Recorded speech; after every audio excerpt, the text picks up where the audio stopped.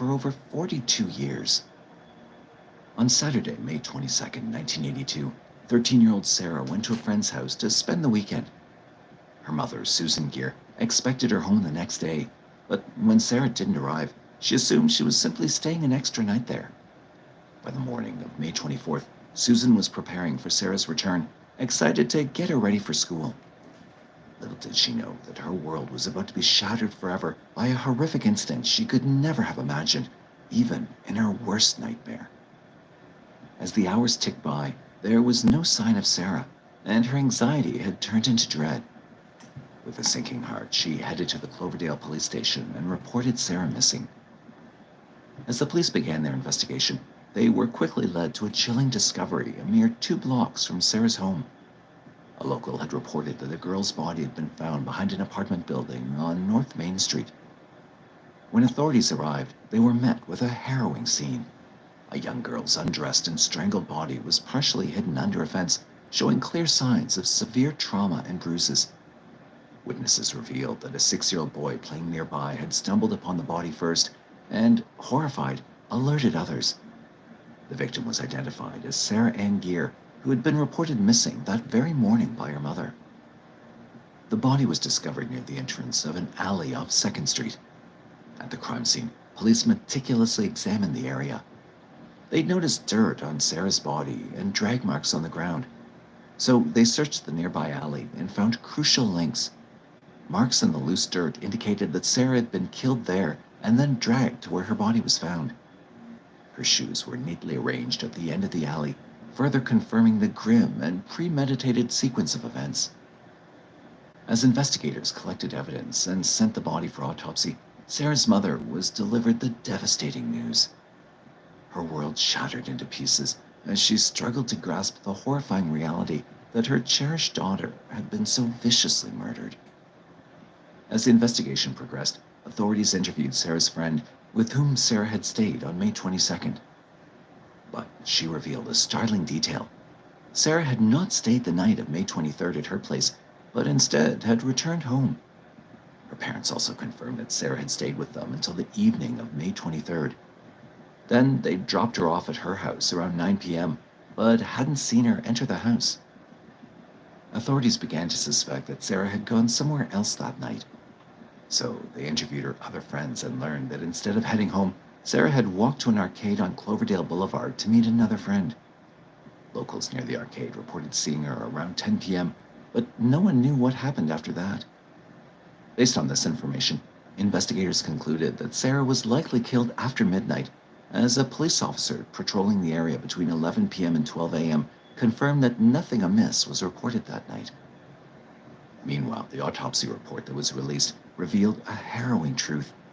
Sarah had died from traumatic injuries caused by beating and strangulation. The most disturbing revelation was that she'd been assaulted before being viciously killed. Medical examiners collected and preserved blood and male bodily fluid samples from Sarah's body for further analysis. The horrific news of the murder had shaken the entire community, prompting investigators to ramp up their efforts.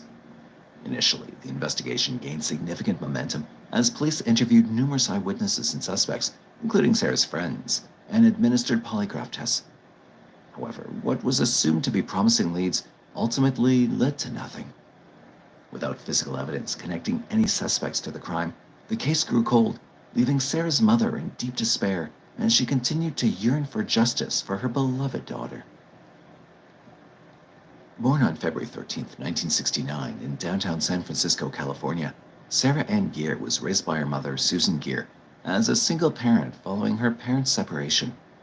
My goal in life is to put as much cheese into people's mouths as possible. By 1982, Sarah was living with her mother in a small yellow house on East 4th Street in Cloverdale, Sonoma County. A 7th grade student at Washington Junior High School, Sarah was known for her brightness and socially pleasant nature, always eager to make friends and spend time with them. To ensure for a better future for Sarah, Susan worked as a nurse at Manzanita Manor. But all her dreams and hopes for her daughter were shattered by the tragic incident.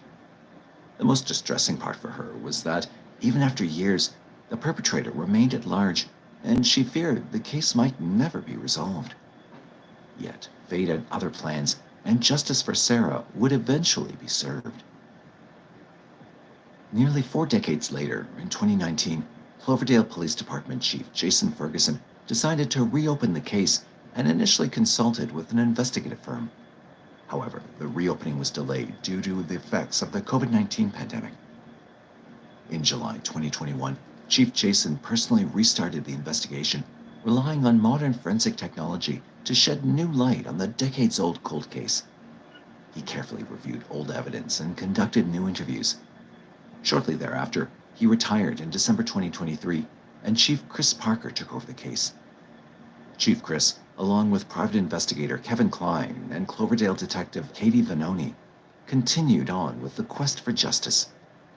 For almost 2 years, the CPD, Glenn County Sheriff's Office, FBI, Sari Labs, Sonoma County District Attorney's Office, and detectives worked together in a coordinated effort to mobilize the full extent of the law.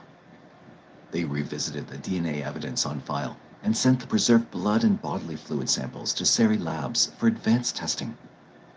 Finally, in July 2024, utilizing modern DNA genetic genealogy technology, authorities made a breakthrough.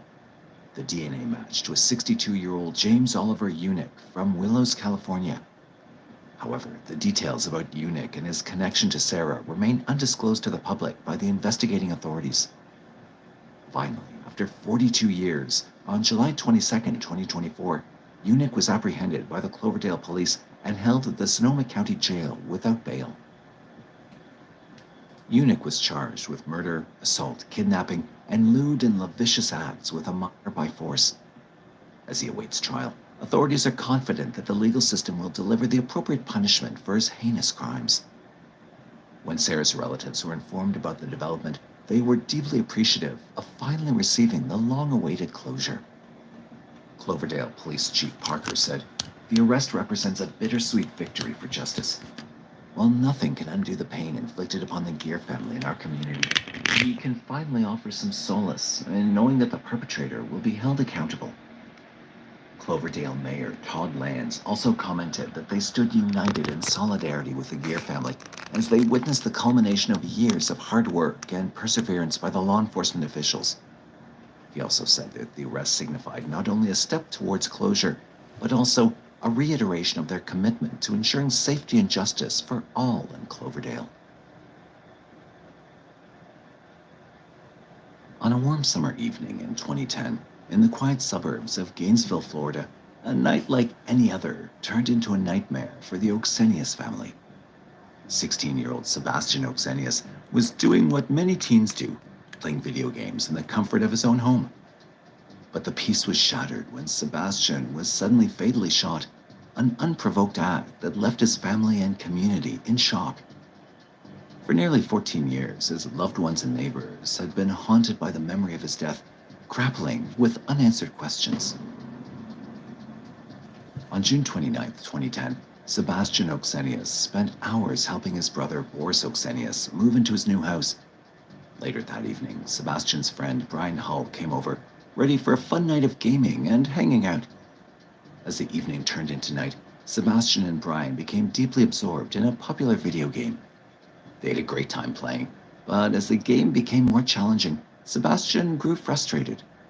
Deciding to take a break, he stepped away from the console to look up some online tips that might help him get past the tough spots.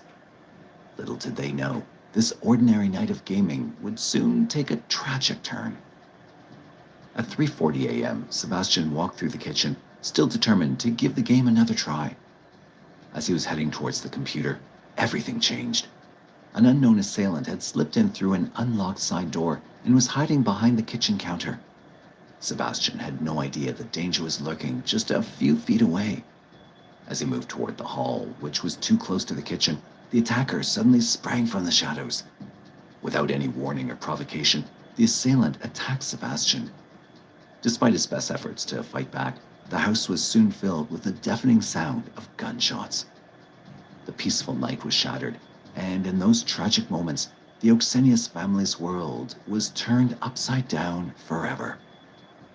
Brian, who was still absorbed in the game, heard the chilling sound, but didn't realize it was a gunshot and dismissed it as just another noise. In the comfort and safety of Sebastian's home, the idea of such violence seemed unimaginable. It wasn't until he heard Sebastian's parents' panicked calls to 911 that he understood something was terribly wrong. Sebastian's father, Boris Sr., hearing the gunshots, rushed downstairs toward the kitchen. With a pounding heart, he dashed through the hall, but by the time he reached his son, it was too late.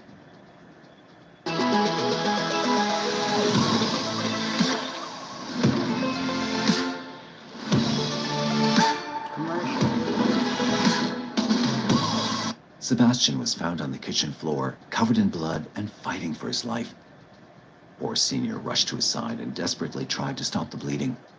With trembling hands, he pressed against the wounds. In those agonizing moments, his love and efforts were powerless against the senseless violence that had claimed his son's life. Sebastian was a vibrant and promising young man, deeply cherished by his family. He was a dedicated student at Buchholz High School, excelling academically and consistently ranking near the top of his class. Outside the classroom, he found joy in wrestling, where his determination and hard work made him a standout athlete who was often described as methodical and focused. The shock of the tragedy was so serious that no one could understand what terrible motive had compelled someone to take the life of such a vibrant, fun-loving boy.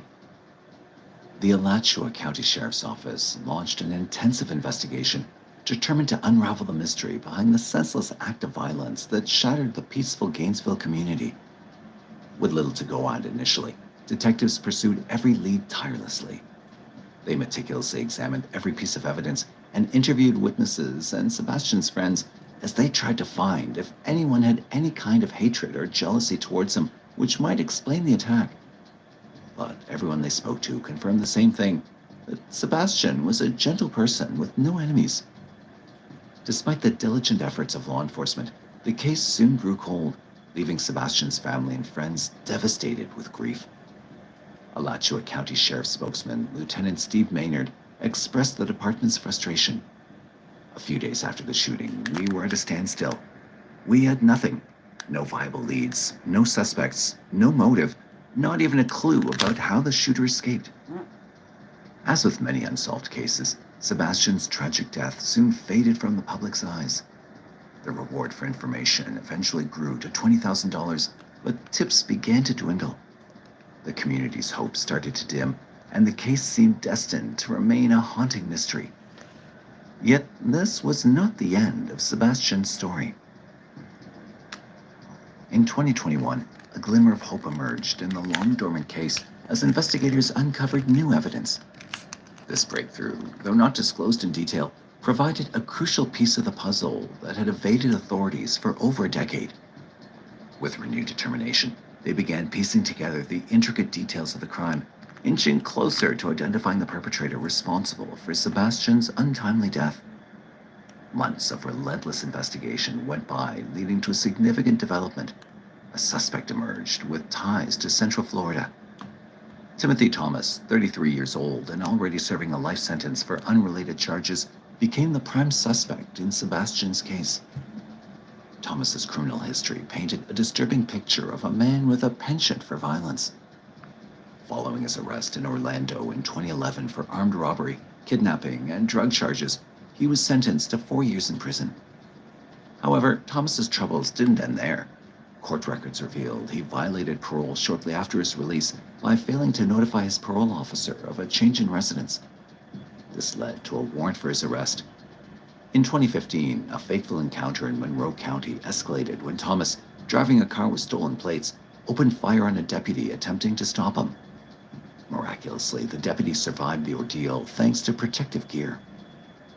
Finally, in December 2023, a major development occurred in the Sebastian Oxenius case when Timothy Thomas was indicted by a grand jury for burglary and the fatal slaying of Sebastian while still being engaged in trafficking.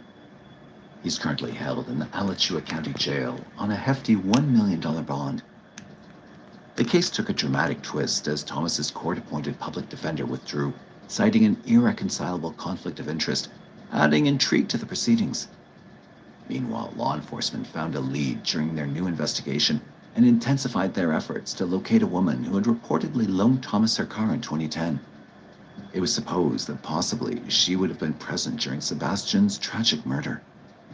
This crucial search highlighted a potential key witness whose cooperation could shed light on the events of that fateful night. However, Sheriff Emery Gainey emphasized that law enforcement did not believe the woman who loaned Timothy Thomas her car in 2010 had any prior knowledge of his alleged actions that night. Gainey appealed to the public for help in locating her, describing her as Hispanic, very short, and around 19 or 20 years old with a heavy build at the time. The vehicle in question was identified as a white or cream-colored Kia Sportage or a similar model. Gainey stressed that the woman was not considered a suspect and assured the community that she was not in trouble.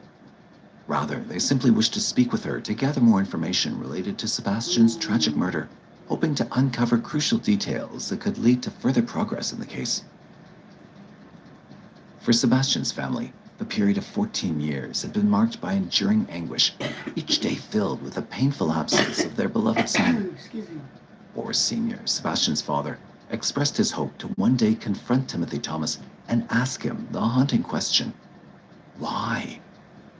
The pain of their loss goes beyond any desire for retribution. It's a deep ache that resonates through every moment. During a poignant press conference on February 5, 2024, Boris reflected on the tragedy, emphasizing how their home, once a place of safety for Sebastian as a 16-year-old, became a scene of horror. Despite the difficult journey, they found solace in the pursuit of justice for their son, a step towards healing amidst unimaginable grief. You got just what I love me before I catch that midnight train. Just what I love me. Now, baby, don't you dare complain. I know it. Sorry about that. Almost 30 years ago, a man's actions set off a chain of events that would tragically impact the lives of many women. This story begins with a disappearance that shocked the world. In May 2010, Shannon Gilbert disappeared, sparking a high-profile search. While looking for her, investigators found much more than they expected. Their investigation would reveal the tragic deaths of several other women, including Jessica Taylor, whose remains were found in Manorville in 2008, while the other parts of her body were found in Gilgo Beach in 2011. This horrifying discovery also brought up a case from 1993 involving a victim named Sandra Costilla, who was viciously murdered. In their search to uncover the person responsible for these terrible acts, investigators would learn what led to such gruesome ends for these individuals and how all of them were connected. Let's explore the lives of these young women and uncover the tragic ends that marked their lives. Sandra Costilla was born on the 25th of August 1965 in Trinidad and Tobago to Ramkissoon R. Rajkumar and Molly E. Rattensingh. She later moved to New York City in the United States. In New York, she had an unstable home life and was often on the move. Her last known address was in Queens. She had some legal problems, including an arrest in 1992 for jumping a subway turnstile, which led to her fingerprints being taken. These fingerprints helped police identify her body when it was found. Sandra Costilla's body was discovered on November 21, 1993, by two hunters who were in a wooded area in North Sea, Southampton. Upon stumbling upon her remains, they called the police to investigate. The body had been left there for several days before it was found. Next, we turn our attention to Jessica Taylor. She was a 20-year-old sex worker known to operate in the area around Midtown Manhattan. On July 21, 2003, Jessica Taylor disappeared. Her remains were first found in July 2003 in a wooded area in Manorville, Long Island, by a woman walking her dog. When the investigation began, many details about these women came to light. For instance, in November 1993, when Sandra Costilla's body was discovered, it was found partially clothed and had been exposed to the environment for several days, which affected its condition. As the investigation progressed, it became clear that these cases were part of a larger pattern. Understanding the context of the victims' lives and the circumstances of their deaths set the stage for uncovering the identity of a possible suspect behind these crimes.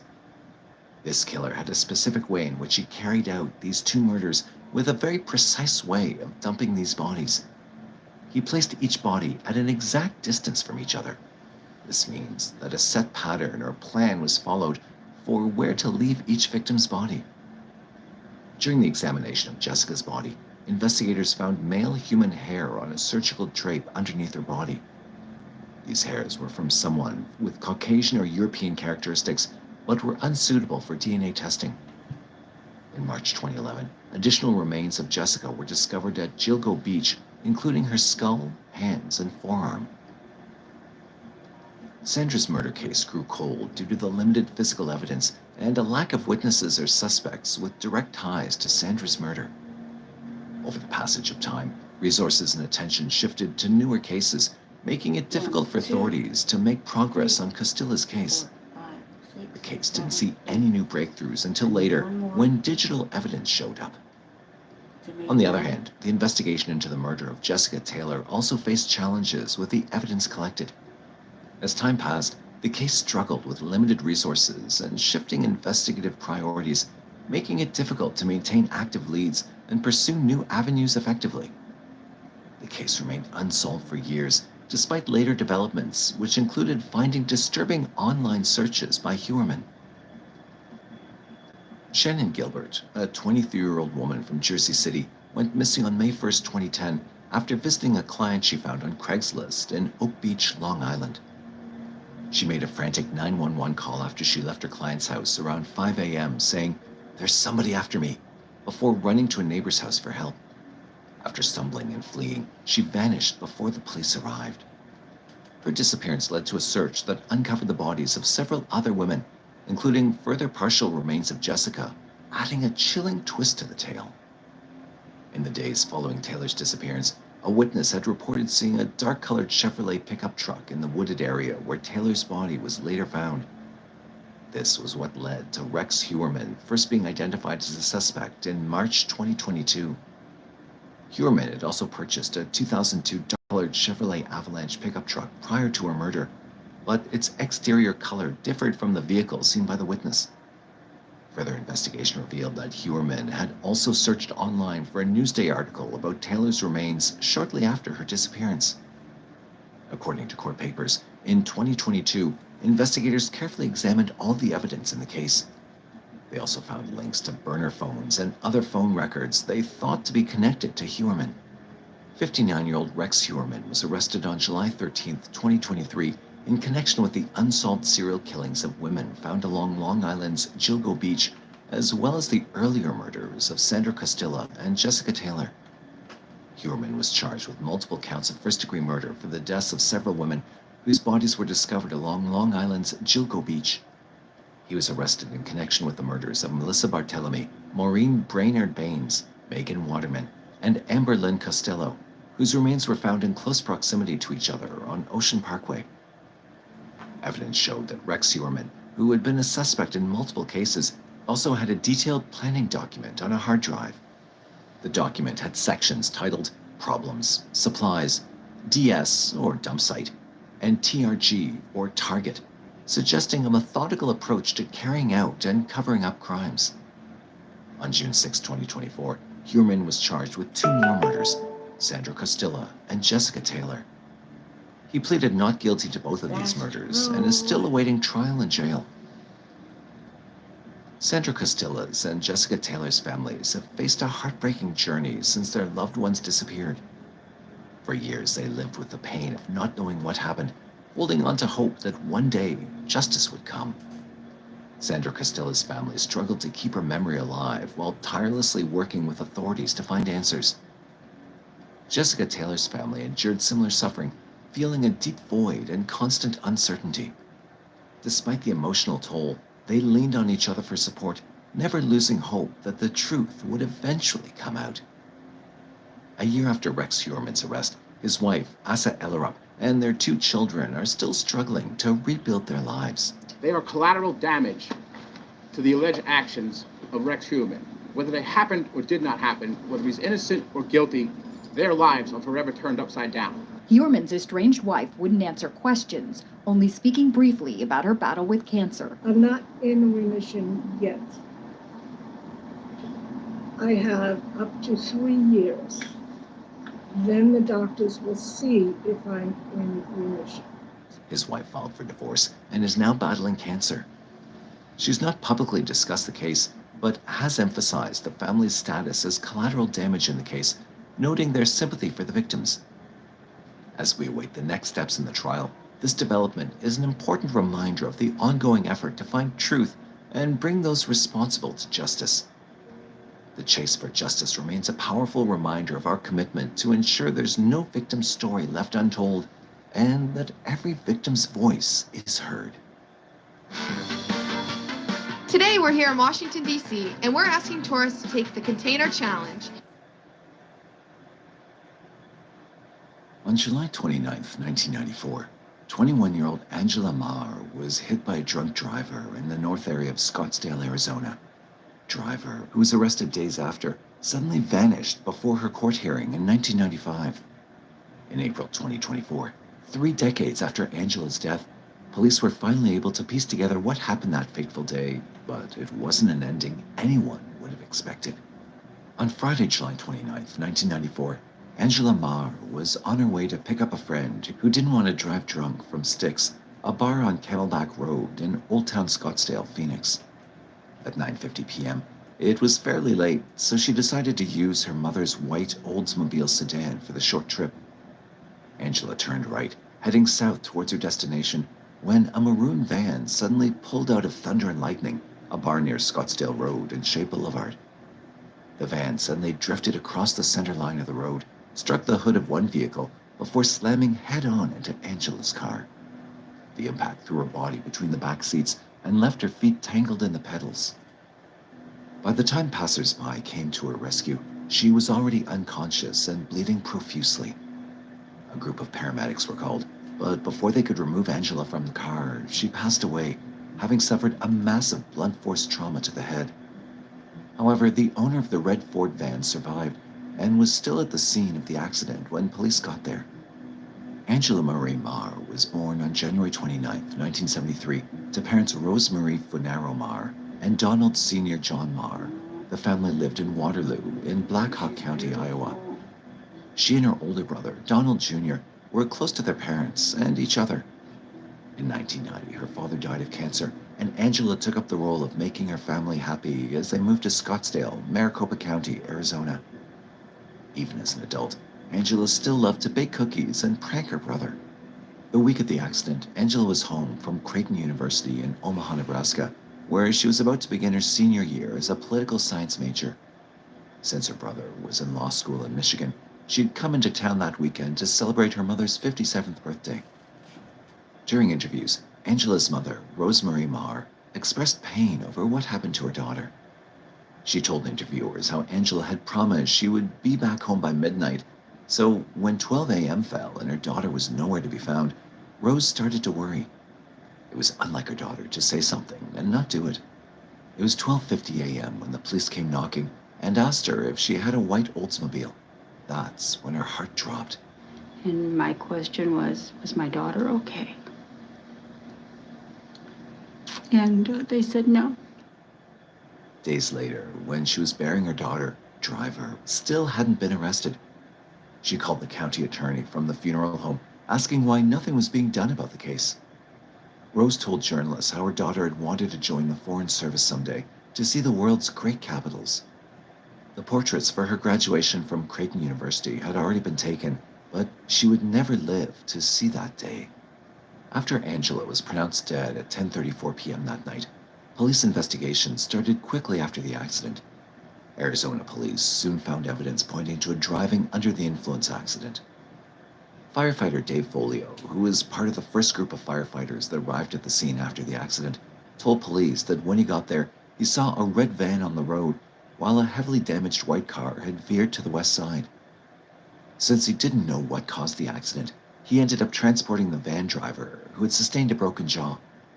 She told him about how she'd been drinking all day and smoked marijuana. True to her words, the woman had all the signs of impairment: woozy smell, bloodshot eyes, and slurred speech. Realizing that this woman had just killed someone, he documented her statement and filed it at the police station. When police retrieved the red van, they found identification documents pointing to 32-year-old Gloria Schultze as the car owner. Further investigation plus the fire captain's statement, proved that she was the one who was driving the van that night, and she'd done so under the influence. Schultze was detained, after which a blood, urine, and breath test was done at Scottsdale Memorial Hospital. Results showed traces of marijuana in her system, as well as .159 alcohol content, which was nearly double the legal limit for driving in Arizona. She confessed to police that she'd drunk 3 or 4 beers at a local bar just before she started driving. However, she wasn't arrested that night due to her need for medical attention. Thus, Schultze was only treated for her bruises. Tanya Whitesell, who witnessed the accident, told police that the person driving the van looked like they were either trying to commit suicide or were high on drugs. She described how the van hesitated for a second before crossing the street and smashing into Angela's white car. Though the van flipped high into the air and landed on its roof after the impact, Schultze survived with only a broken jaw. Police discovered that while she'd been wearing a seatbelt, Angela, sadly, was not. On August 23, 1994, Gloria Schultze was indicted by a county grand jury on 1 count of manslaughter and 3 counts of endangerment. The first court appearance was slated for September 6th, but Schultze pleaded not guilty and was released without a requirement to post bond. However, the judge insisted that she come to drug testing 3 times a week and report to the court via phone call once in a week. Throughout that time, Schultze received 6 trial postponements and was permitted to leave the state 3 times for Christmas in California and for graduation, despite objections by the prosecutor. No matter who you are, there are times it can be tough to be yourself when you have severe asthma. In September 1995, 1 year after Angela's death, Arizona police offered Schultze a plea bargain arrangement. If she waived her right to a trial and pleaded guilty to the reckless endangerment and manslaughter charges, her sentence would be reduced to approximately 14 to 16 years. She agreed to the bargain, accepting the assurance of a lesser sentence. On September 15, 1995, a pretrial court hearing was scheduled for Schultze, but she was nowhere to be found. Further investigation showed that she'd missed 6 drug tests, and the last time she'd called the court was at the end of August. By then, she could have been calling from anywhere in the world. Police interviewed Schultze's family, who told the police that she'd cut ties with them after her disappearance, so none of them knew where she went. It didn't help matters that she was still in possession of her driving license after the crash. Gloria Schultze's mother, Carolyn, quickly filed a missing persons report for her daughter, saying that she believed Angela's mother had something to do with her daughter's disappearance. She also told police that she'd spoken to her daughter just a week before, and everything seemed fine. However, when she went to her house on September 13th, her daughter wasn't there, despite her belongings still being present.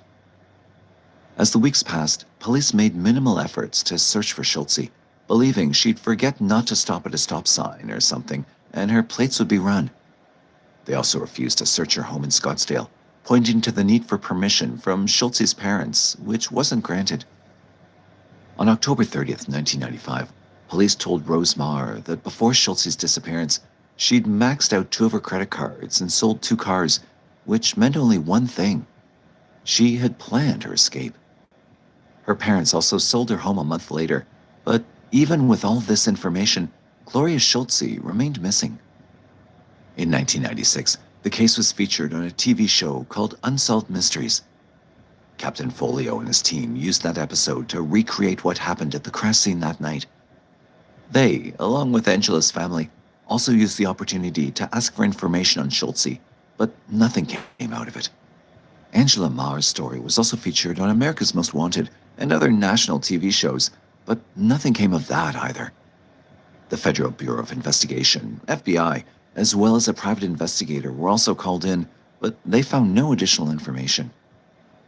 On May 3, 2001, the police decided to move forward and charge Schultze in absentia, which is when the trial is held without the accused being present. They called several unnamed witnesses to the stand who testified against Gloria Schultze. In the end, she was convicted on all 4 counts. Over the years, the case grew cold, as police had no new leads on Schultze's whereabouts. The 5'5" woman, weighing 115 pounds with red hair and green eyes, was posted on various TV channels, but this too produced no new information. In July 2002, years after Schultze's disappearance, Rose was more hurt than ever.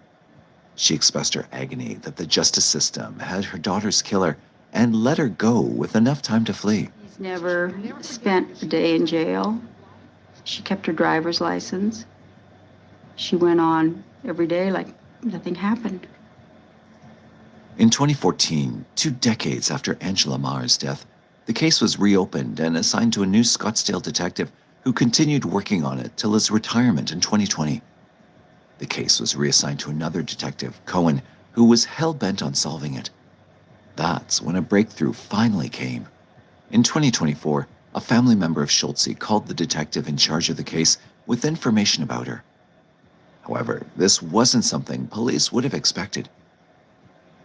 Based on the tip-off by Schultze's brother, police investigators reopened the case, and that led them to Canada, where they learned that Gloria Schultze had been living in Yellowknife, more than 2,600 miles away from Phoenix, Arizona.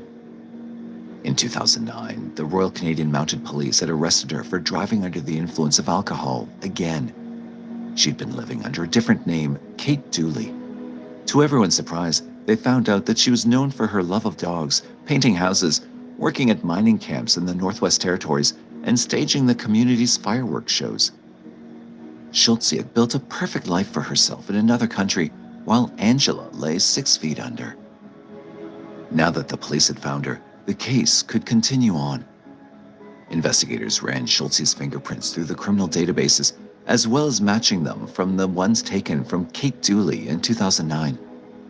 On April 17, 2024, they found them to be a match, confirming the evidence. However, Schultze had died on December 1, 2019 from cancer, way before the police knew what had happened to her. A newspaper article published the news of her death, along with a picture that matched the age-progressed photo of her. With no one to charge, the case was officially closed. Angela's brother, Don Maher, expressed relief that his sister's case had finally been resolved and they could move on. However, he was regretful that their mother, who passed away on September 28, 2021, and was buried next to her daughter, never got to see the end of the case and what eventually happened to Schultze. He also said that he was quite surprised to learn that Schultze had moved to Canada, as everyone's first thought was Mexico, considering its proximity to where the crime occurred. But it makes sense that you'd go somewhere that remote, that's completely off the grid, that people don't pay attention to, he said. Captain Folio expressed gratitude that the case had finally been resolved, regardless of the time it took. He also spoke about how his team did their best at the crash scene that night to make sure Angela didn't suffer before her death. For someone who started a Students Against Drunk Driving Club in Xavier College Preparatory High School after her friend died from driving under the influence, the tragedy that befell Angela Maher was ironic. Angela was always the designated driver who made sure everyone got home safely after a wild night out. Angela's life and legacy serves to remind us of the dangers and consequences of drunk driving. She'll always be remembered as someone who deeply cared about her family and friends and always wanted the best for them.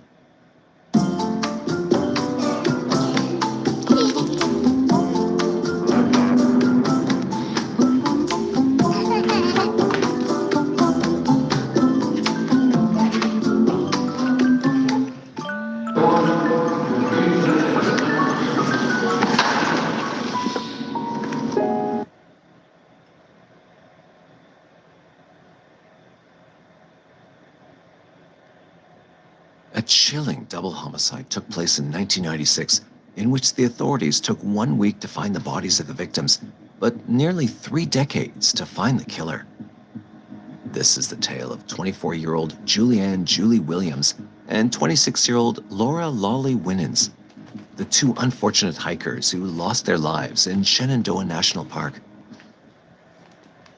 On May 19, 1996, Julie and Lolly had gone on a camping trip in Virginia's Shenandoah National Park with their beloved golden retriever, Taj. Their trip was meant to celebrate Julie's new job, and everything seemed perfect, until it wasn't. Their long-awaited trip did not end like others who left savoring the memories of pristine vistas and wildlife. Instead, they met with a mysterious fate that kept their story shrouded in darkness for nearly 3 decades. When they didn't return home as planned, Julie's family reached out to the National Park Service to file a missing complaint for both the girls. Rangers then searched the park until their car was found north of the Skyland Lodge. Another clue was found when the Rangers came across their golden retriever wandering the park alone. On June 1st, 1996, after an extensive search of 1 week, Rangers found the savagely attacked bodies of Julie and Lolly. Lolly's body was discovered inside their tent, while Julie's body was found about 30 feet down an embankment. Their throats had been slashed, they were gagged and bound, and forensic testing revealed that both women had been sexually assaulted and murdered on May 24th, 1996. The violent nature of the crime was quite evident, and it quickly became clear that this was one of the most merciless and shocking crimes ever to occur in a national park. The idyllic backdrop of the Blue Ridge Mountains now held a chilling silence. This case sent shockwaves through the community, not just for how violent it was, but because Lolly and Julie were openly lesbian at a time when LGBTQ+ people faced harsh prejudice. Therefore, it had been inherently expected that the suspect would be homophobic. So the investigation into this gruesome crime began immediately. Since the murders had occurred on federal land, the federal government, including the National Park Service and the FBI, took charge of the case. Despite their efforts and the thousands of leads discovered, no suspects came to light for over a year. In the later stages of the investigation, Julie's camera was found, which helped the police retrace their journey. The girls' trip had started on a peaceful note. They stopped at Pinnacle's Overlook on Skyline Drive, a scenic route that stretched for 105 miles through the park. After that, the couple set out on the White Oak Canyon Trail. They planned to hike for a few days, enjoying the serenity of the park. However, the weather turned rainy, so they decided to hitch a ride with a park ranger to renew their camping permits and seek shelter. Once the weather cleared, they continued their hike, eventually making their way to Hawksbill, the highest peak in Shenandoah. By the evening of May 24th, they set up camp near a stream just off the Bridle Trail. It was a spot about a quarter of a mile from Skyline Drive and half a mile from their parked vehicle at Skyland Lodge. Tragically, this would be their last peaceful night. Julie and Lolly would never be seen alive again. Julie's camera could not help the police find any evidence. However, male DNA was found on the gag in Julie's mouth, and there was hair stuck under the duct tape used. But the police had no suspect to match the DNA to for one whole year until 1997. In the summer of 1997, a critical lead came through. On July 9th, 1997, a Canadian tourist cycling the Skyline Drive was forcibly pushed off the road by a man driving a truck. He shouted profanities at her and attempted to abduct her. Miraculously, the woman managed to escape, but the man pursued her, trying to run her over multiple times before fleeing the scene. The attacker was quickly apprehended at Swift Run Gap as he was attempting to leave the park. The man was identified as Daryl David Rice, a resident of Columbia, Maryland. He had no prior criminal record, but was recently fired from his job for being extremely hostile. The discovery of handcuffs and leg restraints in Rice's vehicle also added a chilling dimension to the case. Further investigation revealed some similarities between the aggressive behavior of Rice and the violence of the Shenandoah murderer. Rice had now become a suspect in this case. And what happened next further solidified these suspicions. They found video clips of him entering Shenandoah National Park on May 25th and 26th, around the time Julie and Lolly were murdered. Rice denied being in the park on those days, but admitted to entering on June 1st, the same day the bodies were found. However, this was only circumstantial evidence. Several other people had also been present in the park during that time. Still, in April 2001, he was indicted for the murders of Julie and Lolly. Surprisingly, despite the significant development, the case did not proceed as hoped. Rice was never convicted for the Shenandoah murders. In 2003, a hair found at the crime scene was tested, and it did not match Rice's. Therefore, all the circumstantial evidence became invalid, and the charges against Rice were dismissed without prejudice.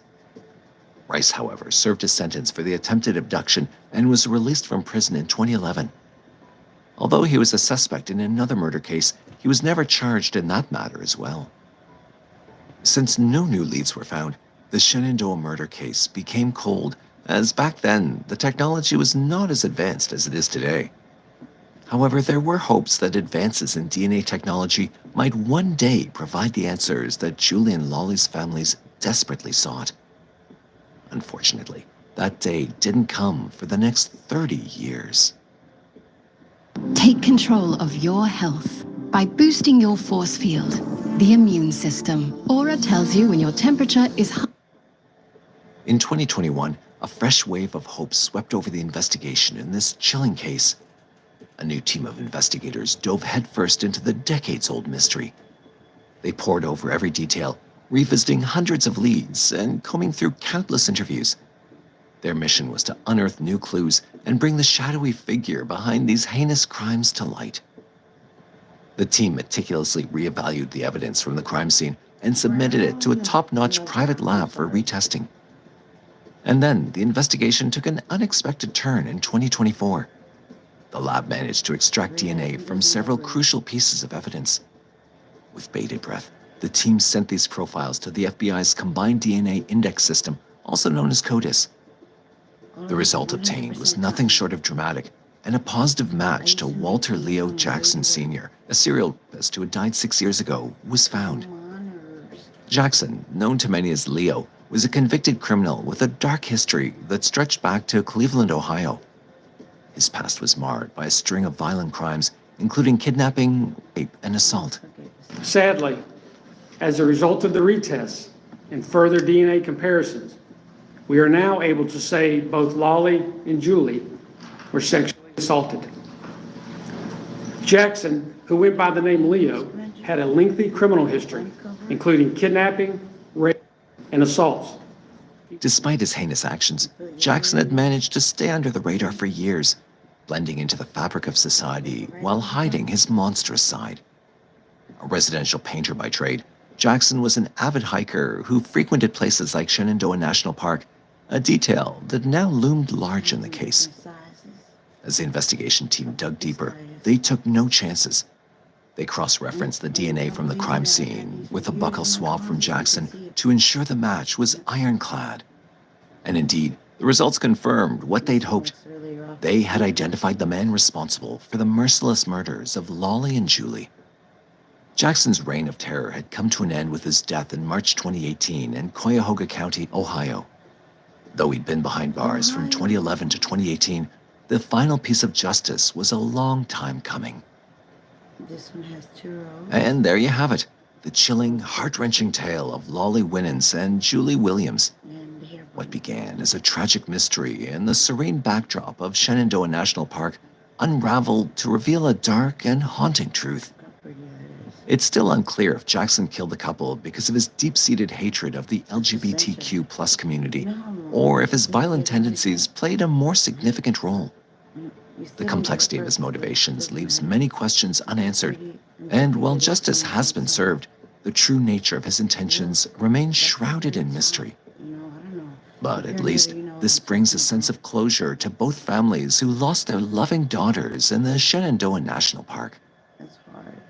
And it's beautiful, comforting. It seems. In July 1991, the Claus family received some gut-wrenching news that forever changed their lives. Around 10:30 a.m. on July 16, 1991, the body of 42-year-old Danielle Claus was discovered on the hillside located at the top of Tioga Drive near downtown Ventura, Texas. She was last seen on the evening of July 15th, just off the corner of Hemlock and Thompson Street Boulevard, talking to a man who was driving a white pickup truck with pinstripes. Due to the lack of evidence and resources at the time of the crime, the case went cold for more than 33 years before a breakthrough came in. On the morning of July 16, 1991, Danielle's husband called the police to report that his wife had gone missing, stating that she'd not made it home the previous night. Just a few hours after the phone call, Danielle's body was discovered. When investigators arrived at the crime scene, police found her body in what was described to be a gruesome state. Danielle was partially unclothed with multiple blunt force injuries, as stated by retired Lieutenant Douglas Aldridge, who initially worked on the case. Around 10:30 a.m. on Tuesday, July 16, 1991, the body of Danielle Claus was found on the hillside located at the top of Tioga Drive near downtown Ventura. Danielle was found partially unclothed with multiple blunt force injuries and was last seen the evening of July 15, 1991 at the corner of Hemlock Street and Thompson Boulevard, talking to a male driving a small white pickup with pinstripes. When an autopsy was carried out, what the police discovered was even more shocking. Danielle had been assaulted and had multiple blunt force injuries to the head. Due to the severity of the wound, she had succumbed and died from these injuries. At the time, investigators collected fingerprints, cigarette butts, trash, papers, and everything else that appeared to be potential evidence. They also happened to have collected a blood-stained rock, which they believed to be the murder weapon, and fingernail clippings from Danielle. Investigators also canvassed the area looking for traces of a white pickup truck, which they believed belonged to the suspect in Danielle's murder case. To advance the investigation, detectives delved into Danielle's life, hoping to uncover clues. Born on July 24, 1948 to Mrs. Claus, Danielle was an artist, a wife, mother, and sister. Much of Danielle's life remains a mystery, but what we do know is that she had a big family who loved and cherished her. And that family was now faced with not only the pain of her loss, but also the burden of decades of uncertainty. Without much evidence to work on, no leads, and a lack of forensic technology at the time, the case led nowhere, and with time, it went cold. Hi there, this is Gillis. I'm here in Chicago, and I'm here to find out what people know about autism. Let's go.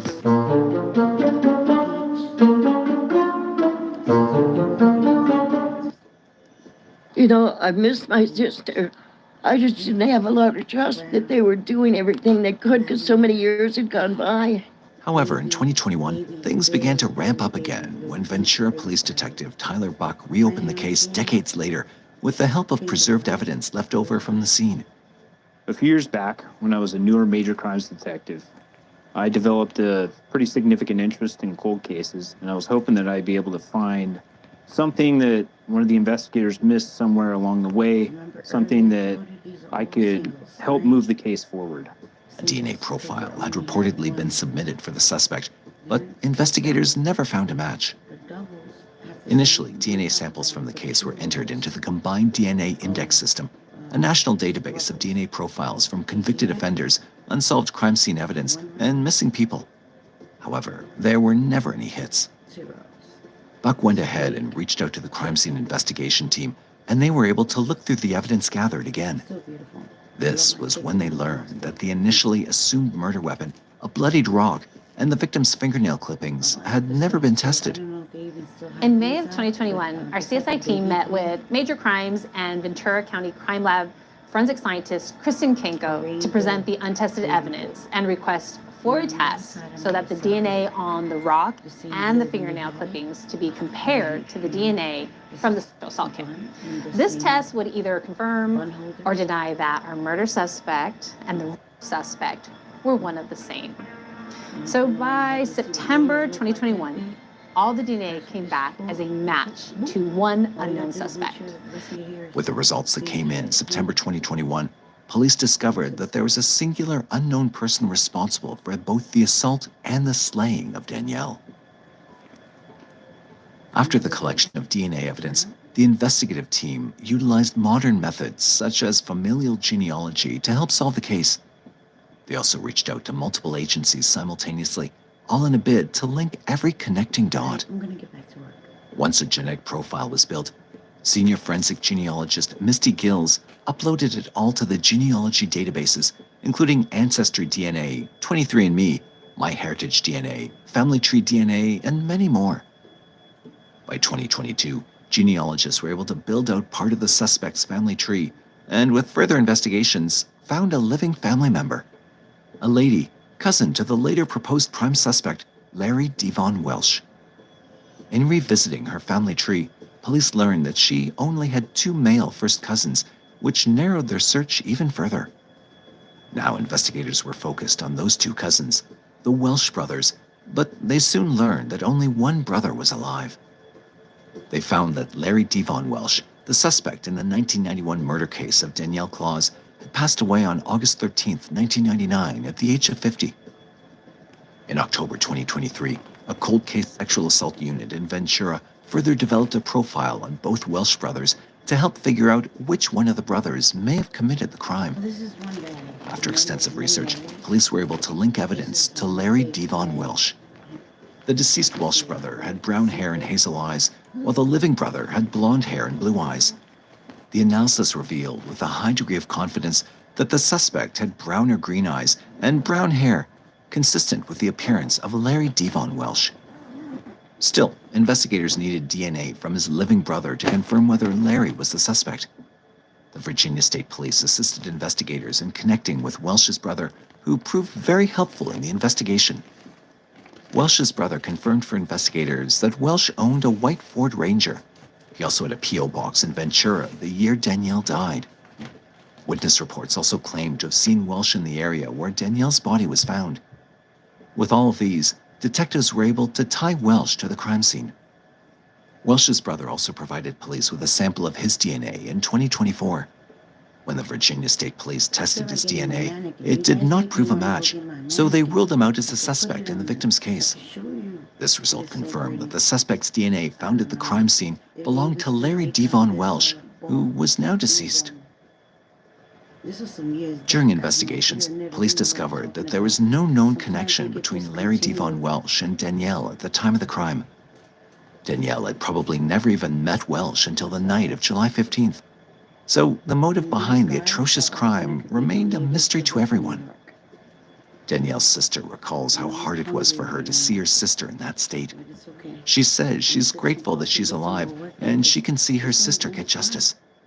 She also talks about what Danielle was like in person. Time progressed, they had found her and identified her. I remember going to see her in the mortuary. I remember she was so badly beaten that she was unrecognizable. And I didn't want my mother to see her like that. It was just devastating, holidays, and I always prayed that not so much there'd be justice, but that I'd be able to know who did this. 31 years later, my prayers were answered. They did a phenomenal job, and I'm so grateful. I'm so grateful that I lived to see at least a meter of justice, and that they found out who did this, even though he died 8 years after she was killed. I want to say that my sister was so much more than a victim of a brutal murder. She was more than an artist and a daughter, a sister, a mother, a wife. She was more than all of those things. She was a good person with a mighty soul. And she was taken way, way too young. While the reason for this senseless murder might forever be unknown to her loved ones and the police officers who searched and hoped for answers for 33 years, her family can now finally rest easy and find solace, knowing that they finally got answers on what truly happened to Danielle.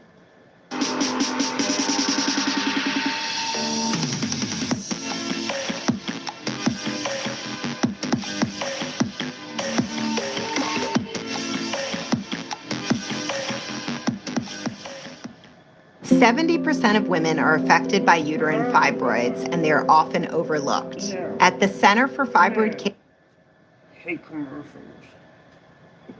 On February 23, 2002, the perfect life of a community leader, enthusiast, and cook, Lottie Tenon Flowers, ended up being taken abruptly in her home in Rockford, Illinois. Thus began a 22-year-long search for the killer. On the February morning when the 71-year-old Lottie was killed, she had been reportedly baking pies for an event at Pilgrim Baptist Church in her kitchen and no one else was home at that time. David Flowers, Lottie's husband, returned home around 12:40 p.m. that day and met his wife hanging on for her life. However, Lottie succumbed to her wounds shortly after being rushed to Rockford Memorial Hospital. She was stabbed 24 times. Lottie Flowers' death was one of the most confusing deaths ever because the motive behind killing a woman who had spent more than 48 years of her life serving the community of Rockford, Illinois, was difficult to comprehend. As mentioned before, Lottie was home alone baking pies at the time, and according to what was discovered at the crime scene, the killer had broken into her home and proceeded to stab her. There was no explanation for this. The technology available at that time wasn't advanced enough to trace the DNA found lodged beneath Lottie's fingernails and ring. Lottie's grandson, Ben E. Tenen, described his grandmother as a kind and caring person who put everyone's needs before her own. Family, friends, and people in the community could not wrap their heads around this, as they couldn't comprehend the possible reason for Lottie Flowers to end up that way. Lottie Tenen Flowers was born on May 12, 1931, in Columbus, Lowndes County, Mississippi, to James and Maddie Kidd. She graduated from Lambert High School and after 2 years got married to Luther Tenen on December 26, 1951. Lottie, who previously lived in Vance, Mississippi, moved to Rockford, Illinois with her husband Luther. The couple had 5 children together. However, after 38 years of marriage, Lottie and Luther got divorced, and on April 6, 1991, Lottie married David Flowers of Rockford. Lottie Tenen Flowers had lived for 49 years in Rockford before she was murdered. During those years, she had graciously served the community by working at the Rockford Memorial Hospital, Warner Lambert Company, and Rockford Board of Education. Lottie was also a very active Christian. She was a fervent member and stewardess at Great Nooster Hope Baptist Church, St. Luke Missionary Baptist Church, and the Pilgrim Baptist Church. Church aside, Lottie also served as the president of the Westside Neighborhood Association. Now, this might seem like a whole lot for just one person, but Lottie Flowers handled it all with grace and poise. Although Lottie Flowers had lived a gracious life of devoted servitude to the community, the woman was paid back with pure evil. The investigation into Lottie's case showed that she'd been stabbed in her face, neck, and torso 24 times. An intruder had broken into the house, but no one had any idea who he was. The DNA analysis and the autopsy were not of much help either. Apart from the gruesome crime scene where Lottie was stabbed, there was no other evidence at the time in 2002. But the case wasn't about to be dropped. Not when the whole community of Rockford was hell-bent on getting to the root of the matter, even if it took several years, which it eventually did. After the gruesome crime in 2002, there were several suspects that the family and friends of the late Lottie had in mind. However, with no solid evidence, there was nothing that could be done. However, investigators' determination to uncover the crime kept the case going for several years. Winnebago County Assistant State's Attorney Ken LaRue and Sheriff Gary Caruana had talked about how the detectives involved had worked tirelessly to uncover the cold case. A lot of great people, a lot of tenacious peeps, and are not giving up on anything. You know that they're looking at everything warm, as you'd say, or cold, and they continue to drill down. Obviously, the technology of DNA and different tools help, but they keep drilling down and doing a great job, said Sheriff Gary Caruana. But then again, there comes a point in life where people eventually get weary of trying, especially where the goal seems to be out of reach. And so, more than a decade later, after 2012, with no progress, the case went cold. There were no further investigations made during these years, and by the 2020s, family and friends had somewhat given up and moved on. Finding the killer seemed to be a miracle at that point. However, miracles indeed do occur, because in March 2024, 22 years after the crime occurred, with the advancement of technology, new strategies, and the zeal to pick up the case again, the killer was finally identified. Authorities were able to link the DNA found on the victim to an inmate who had already been in jail since 2012 for double homicide. What the sheriff had said that Omarion Jones is currently in the Department of Corrections. He's in the Joliet Treatment Center. He's doing life plus 60 years. He was also charged and found guilty of attempt murder and home invasion related to the double homicide. The suspect, 39-year-old Omarion Jones, was believed to have been just 17 years old when he committed the crime in 2002. This Halloween, come trick-or-treat down Sesame Street during the Count's Halloween Spooktacular. Upon hearing that the killer had been found, Benny Tenen on March 21st, 2024 said, that would just show up or they would just find it miraculously. I was hoping that for the whole 22 years. Jones was charged with first-degree murder. MacArthur Tenen also mentioned recalling that over the last decade before the killer was found, they had heard Omarion Jones's name from one of the detectives during conversations. However, as there was no solid proof then, there was nothing that could be done. The intent of the murder hasn't been revealed. That's if there was even any in the first place. But with the recorded deaths of 3 older people at his hands, the killings appeared to be more of a pattern. Forgiveness. According to the family, this is one of the words the late Lottie Tenen Flowers emphasized till her death. Her family had talked about how Lottie would have wanted them to forgive whomever took her life. She was also a Christian woman. She'd want us to forgive. That's exactly what she'd want us to do, Leona, MacArthur Tenen's wife, said. Also, even after finding out about the killer, it was rumored that the family had prayed for him because it's what Lottie would have wanted. It seemed that 20 years after the murder occurred, all the family needed was just to know who the killer was so their hearts could finally be at peace. Imprisoned or not, that wasn't what they pursued. At least, not any longer. Yet, just as the fieldwork appeared destined to be as uneventful as usual, the officers were abruptly shaken from their monotonous routine by a shocking and unexpected discovery. This shocking discovery raised the question of whether he'd been prowling around Nashville during that time, or if he had simply abandoned the car and vanished elsewhere. However, little did Shirley know that helping her son financially all the time was only going to backfire in the most devastating way imaginable. But little did she know that it would mark the final day of her life, sealing her fate in the most tragic way imaginable. But the scene that unfolded moments later was beyond his worst fears. He was confronted with the most gruesome sight of his life, the lifeless, bloody body of Shirley Merritt. On top of it, he also had to justify why he chose to run away right after the murder, evade his prison sentence, and begin a new life with a new identity in Nashville. On the silent night of July 25th, 1965, a 17-year-old girl was dropped off at her home by friends after attending a function. As soon as the girl reached the front porch of her house, she realized she'd forgotten her house keys in her friend's car.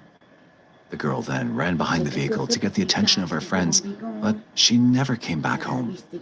This girl was Tanya Weber. A chilling discovery shook the people of Logan the next morning when Tanya was found dead not far from her home. Within days, a suspect was identified, but the chilling murder of Tanya was about to turn into a mystery. This case recorded itself as Utah's oldest open cold case in history, which took 59 years to see the light of justice. On Friday, June 25th, 1965, Tanya and her friends attended the wedding at a chapel around 6 miles south of Logan. Tanya ended up catching the bride's bouquet during the reception. As the celebrations ended, the girls drove to a pizza place to eat before heading home. Midnight had fallen, and it was around 11:40 p.m. when they reached Tanya's house at 454 West Center Street to drop her off. Bidding goodbye to her friends, Tanya headed towards the main door.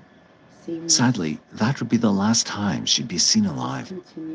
As she reached the porch area of her house, she realized she'd forgotten her keys in the car and ran in the vehicle's direction for a block to catch up with her friends.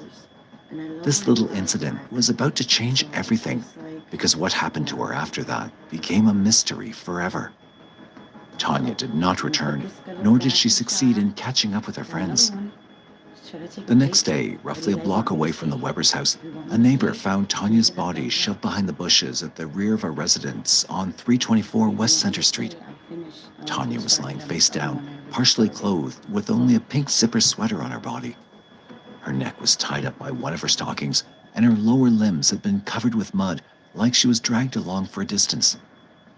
Logan City Police and Cache County Sheriff's detectives collected Tanya's deceased body, ruled her death as a homicide, and sent the body for autopsy.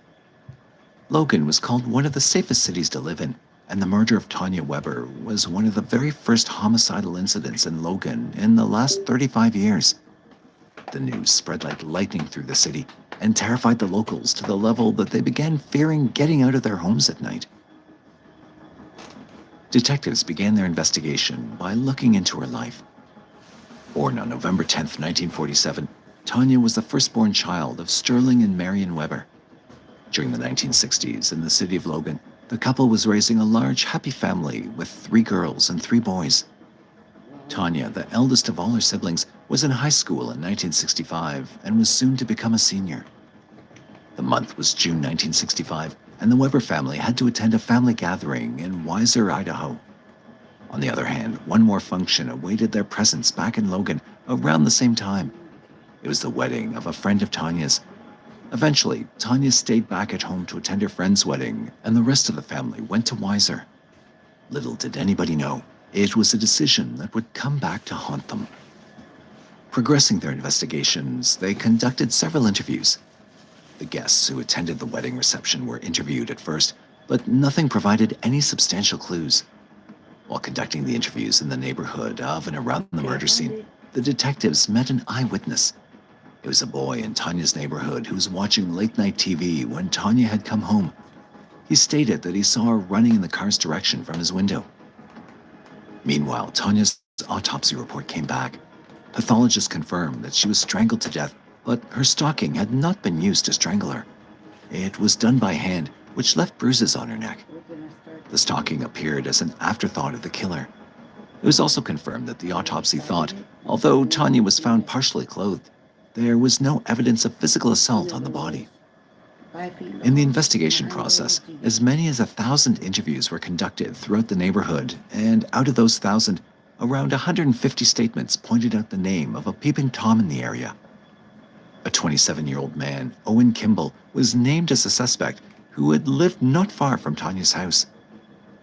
Detectives extracted a name in confidence after days of investigation, but unfortunately, as they approached to interrogate Kimball in his home, they found out that he'd been missing since the murder of Tanya.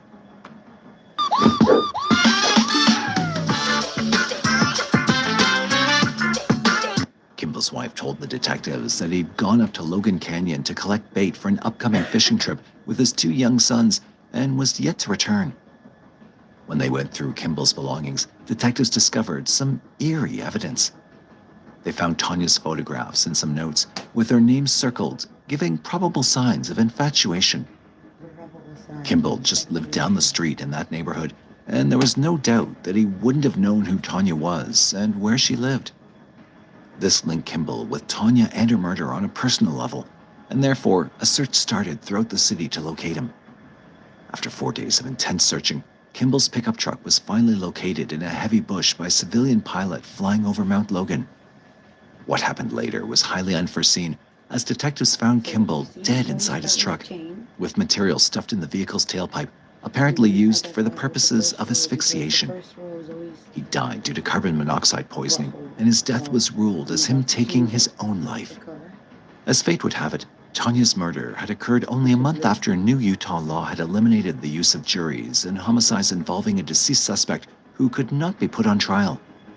As Kimball had passed away, the chances of solving Tanya's murder had also reduced, as no other suspicion entertained the detectives.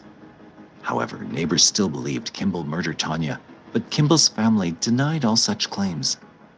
As nothing beyond circumstantial evidence was available after the investigation, the murder case of Tanya Weber went cold and remained unsolved.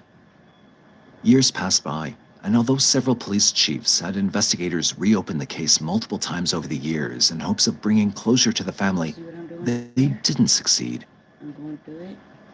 The mystery of the murder of Tanya Weber had faded away from the memories of most, but not her four siblings, including her younger sister, Rhonda Weber.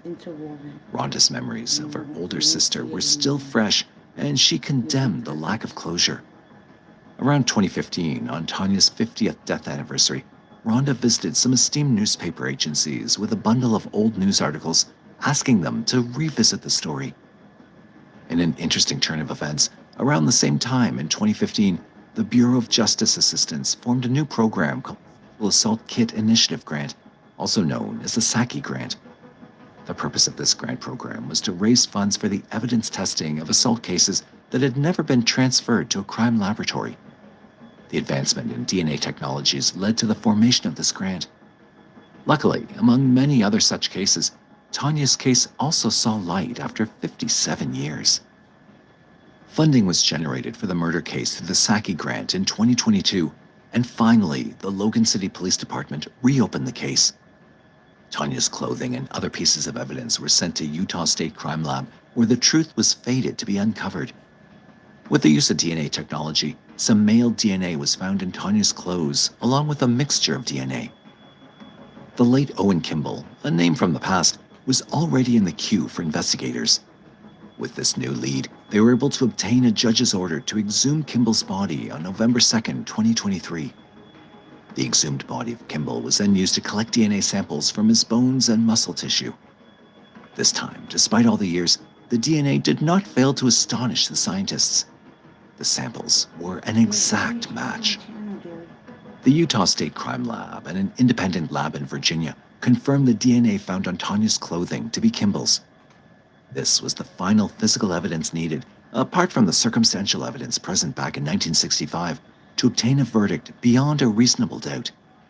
After more than half a century, exactly 59 years after the fateful night, Tanya Weber's murder was solved on June 26, 2024. The case now stands as the oldest cold case in Utah to be solved in 2024. It was just really terrible. I didn't know quite how to handle it. There was just horrible screams. I can't tell you how much peace of mind I have. So you think about it now and again, because that was a very prominent case in my career. I had about 27 active years in law enforcement. And that was the one that I really worked probably the hardest on. We've gotten the call this morning from Lieutenant Randall was made my day. As Kimball was already deceased, the exact events of June 25th, 1965 remain a mystery forever. But this revelation was enough for the remaining Weber family to close this unfinished chapter and put their minds at ease. Tired of spending your days and nights managing all your paperwork processes with multiple tools? Good news. Anvil Document AI helps you build software. Police in Riviera Beach tonight say they have tracked down the two men responsible for a double murder from 2014. On the evening of March 4th, 2014, a horrific crime unfolded in Riviera Beach, Florida, when two men were gunned down in cold blood in front of a tire and auto repair shop. The victims, 54-year-old Murat Oziros and 18-year-old Deandra McCoy, were rushed to a nearby hospital, but tragically, neither survived. To their loved ones, the crime made no sense, but they had hope that they'd find justice, never imagining the case would go cold. Sadly, that's exactly what had happened. It ultimately took a full decade for authorities to close the case, and when it was finally solved in 2024, it came with even more shocking revelations. It was the late evening of March 4th, 2014, a day that would forever alter the lives of two families in Riviera Beach. The local shops were winding down for the night, with nothing out of the ordinary expected, much less something so terrifying. Around 8 p.m., Murat Oziros stood in front of his shop, Florida Sunshine Tires and Auto Center, on the 1500 block of Avenue E. Nearby, Deandra McCoy, a family friend of the Oziros family and an employee, was helping Murat move tires back into the shop as they prepared to close for the day. Suddenly, a man armed with a gun approached the store and opened fire on both Murat and Deandra, leaving them bleeding on the street. The assailant fired more shots, but miraculously, no one else was hurt. One of Murat's sons was also at the shop that evening, but thankfully, he'd managed to escape unharmed. When emergency services had arrived at the scene, both men were barely clinging to life. Riviera Beach Fire Rescue rushed them to St. Mary's Medical Center in West Palm Beach, but tragically, they couldn't be revived. Meanwhile, the Riviera Beach police began their investigation of the crime scene, but the evidence was sparse, with just a few shell casings found around the scene. Witnesses reported seeing the shooter get into a gray or blue Chrysler 300, which was driven by another man.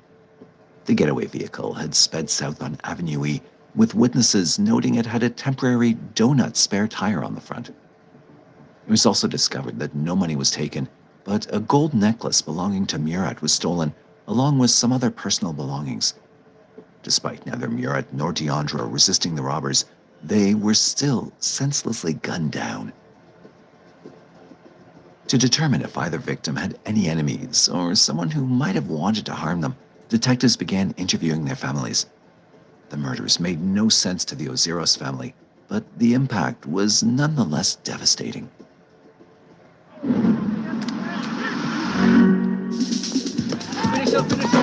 many times did I make them know? Why they wanna disrupt, kill my phone? How many times did I switch time zone, but the LD will always be home? But I will never lose. Swings, moves, swings, moves, swings.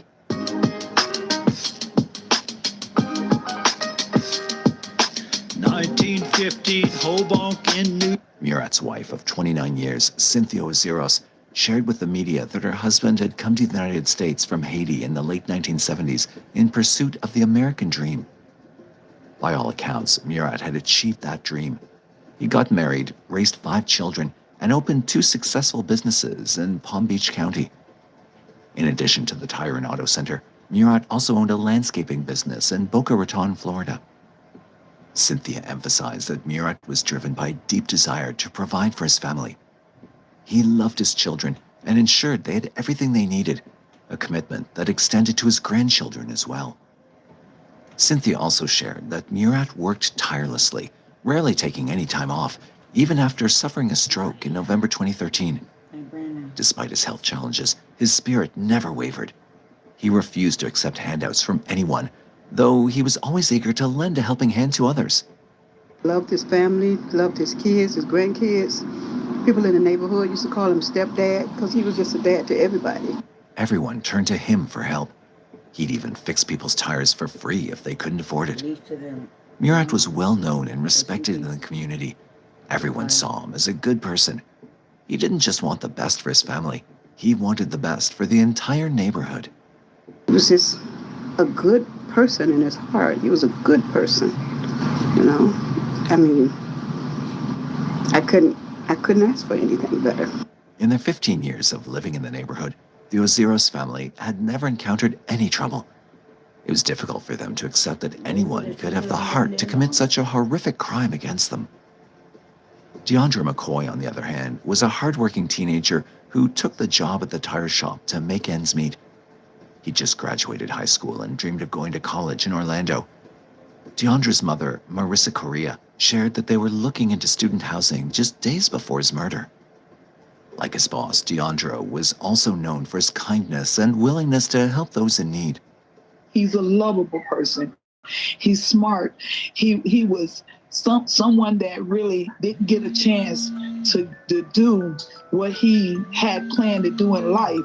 And such a good, such a good young man, so respectable, always trying to help out an elderly person.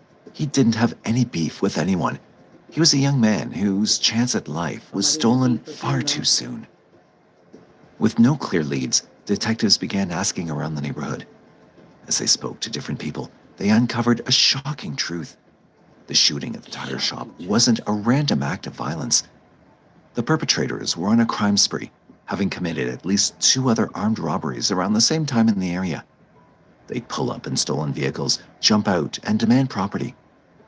Despite compliance, victims were still shot. What initially appeared to be a random robbery spree had ended in a senseless tragedy rather than a premeditated murder. However, progress in the investigation stalled.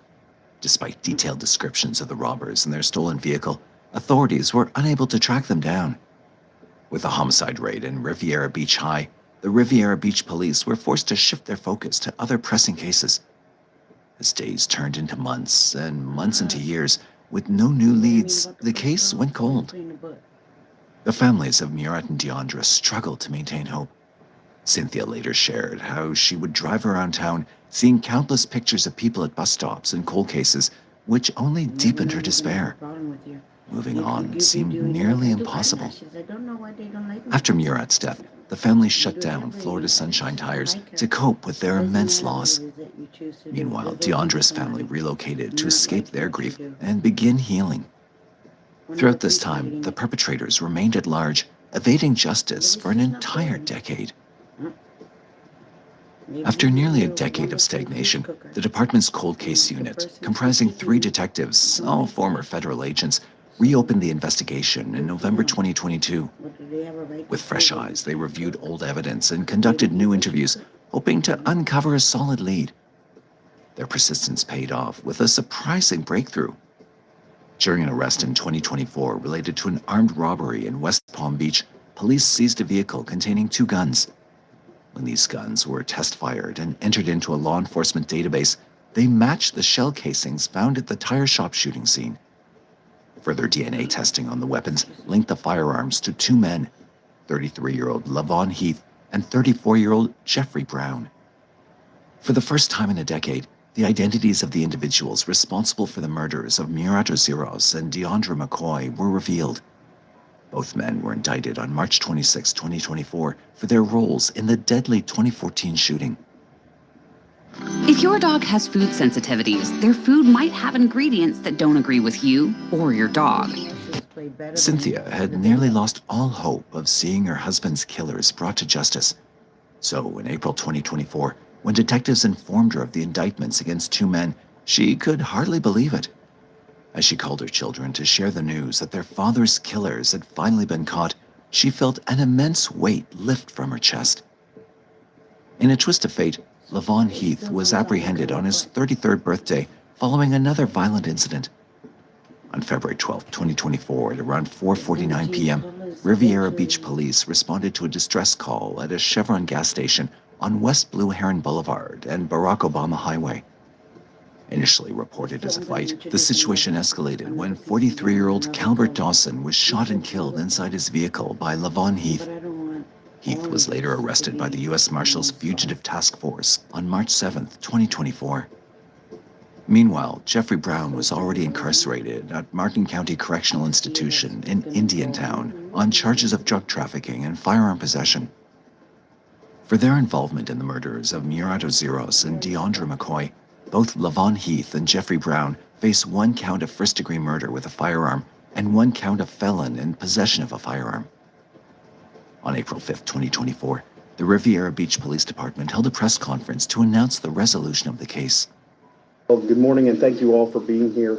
Certainly, this is a somber moment for the family because they relived these emotions that they went through a long time ago, but I'm glad that we are working diligently to provide closure. Murat's family attended the press conference, with Cynthia flanked by her 2 sons. She expressed deep gratitude toward the detectives and spoke about how much this closure meant to them.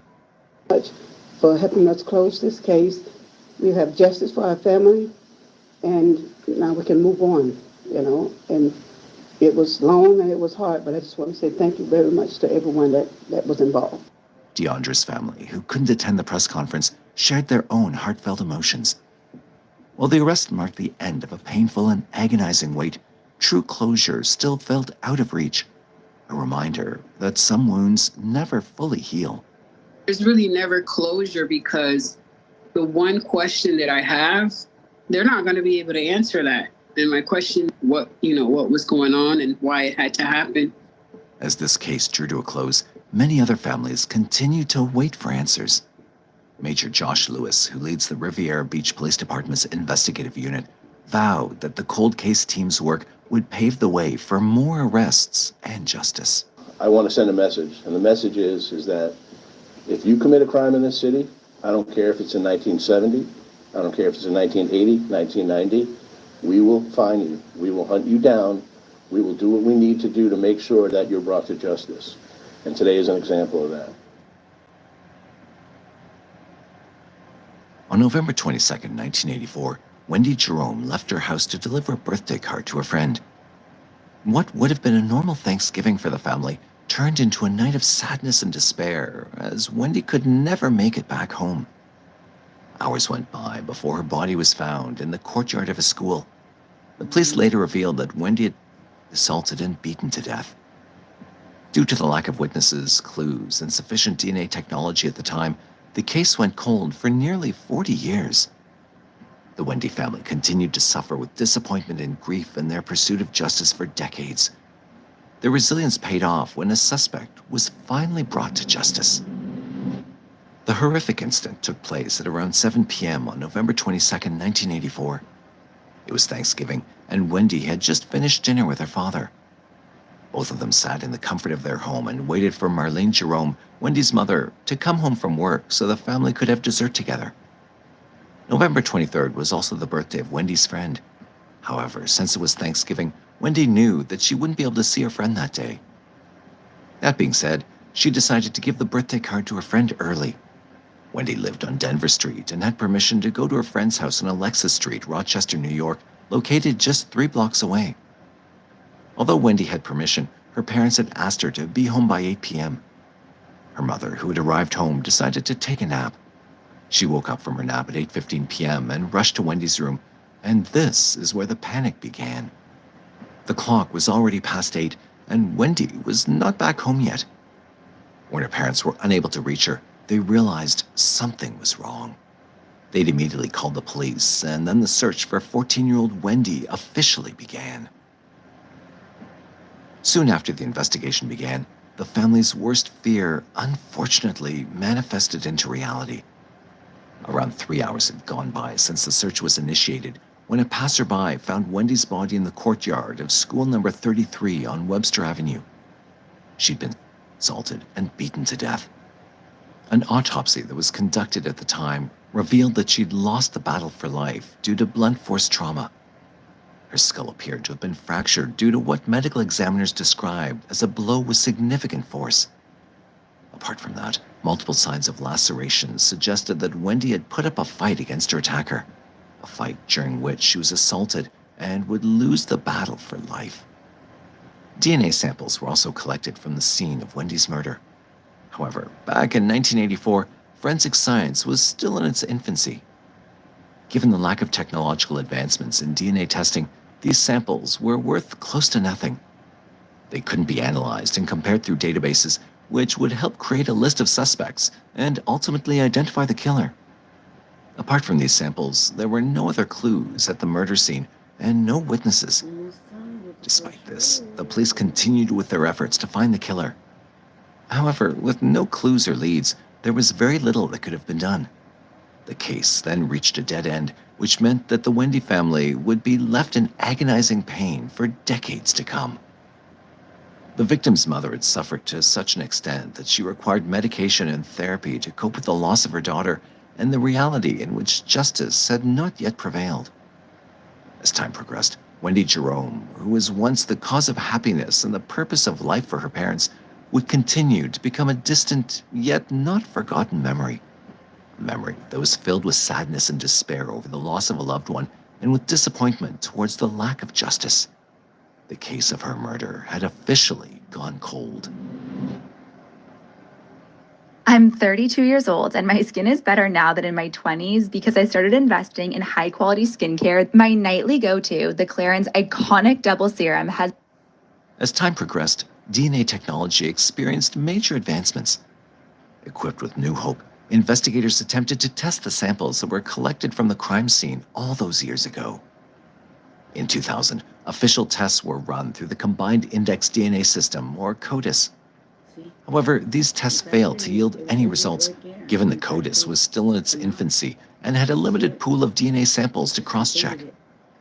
The next attempt was in 2016, and by that time, it had reached a point where more items of potential evidence could be analyzed to narrow down the suspects.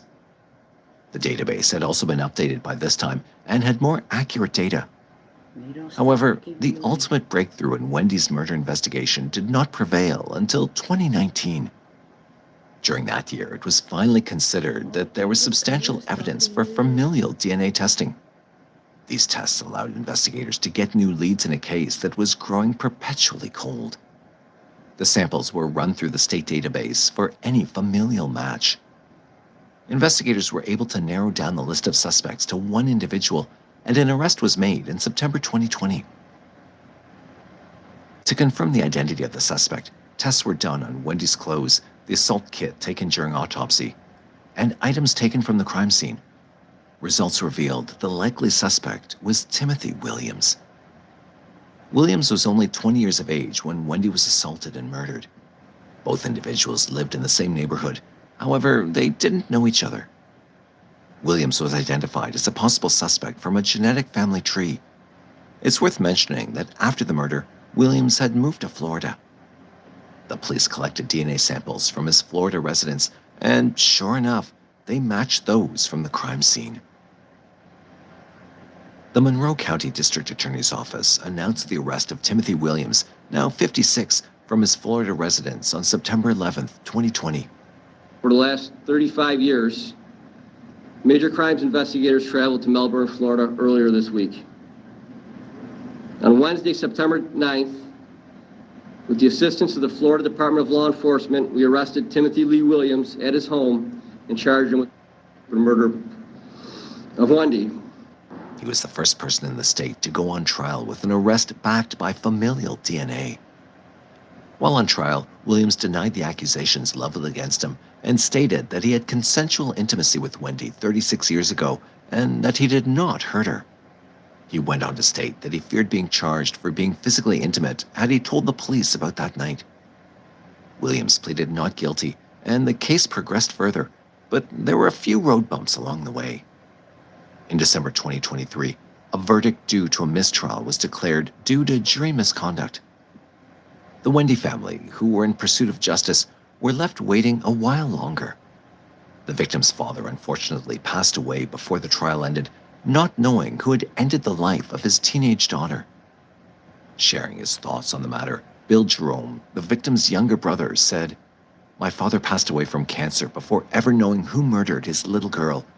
And for my dad to take that to his grave, it wears me out every day."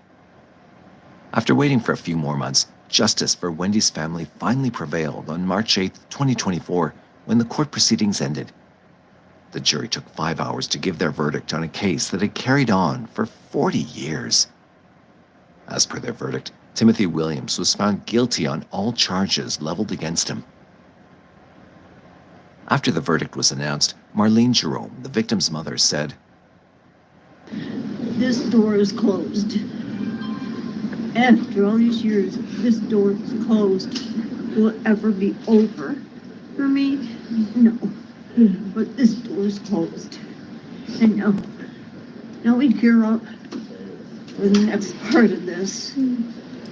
When asked to comment on the relationship she had with her daughter and the type of person she was, Marlene Jerome went on to say, "Always will be. My heart. I heard that's who Wendy was. She was a friend. She was a daughter, a sister. She wasn't a person that know her, that loved her." On April 17, 2024, the culprit, Timothy Williams, age 60, was sentenced to 25 years to life in prison. A jury found him guilty the month before on 3 counts of second-degree murder.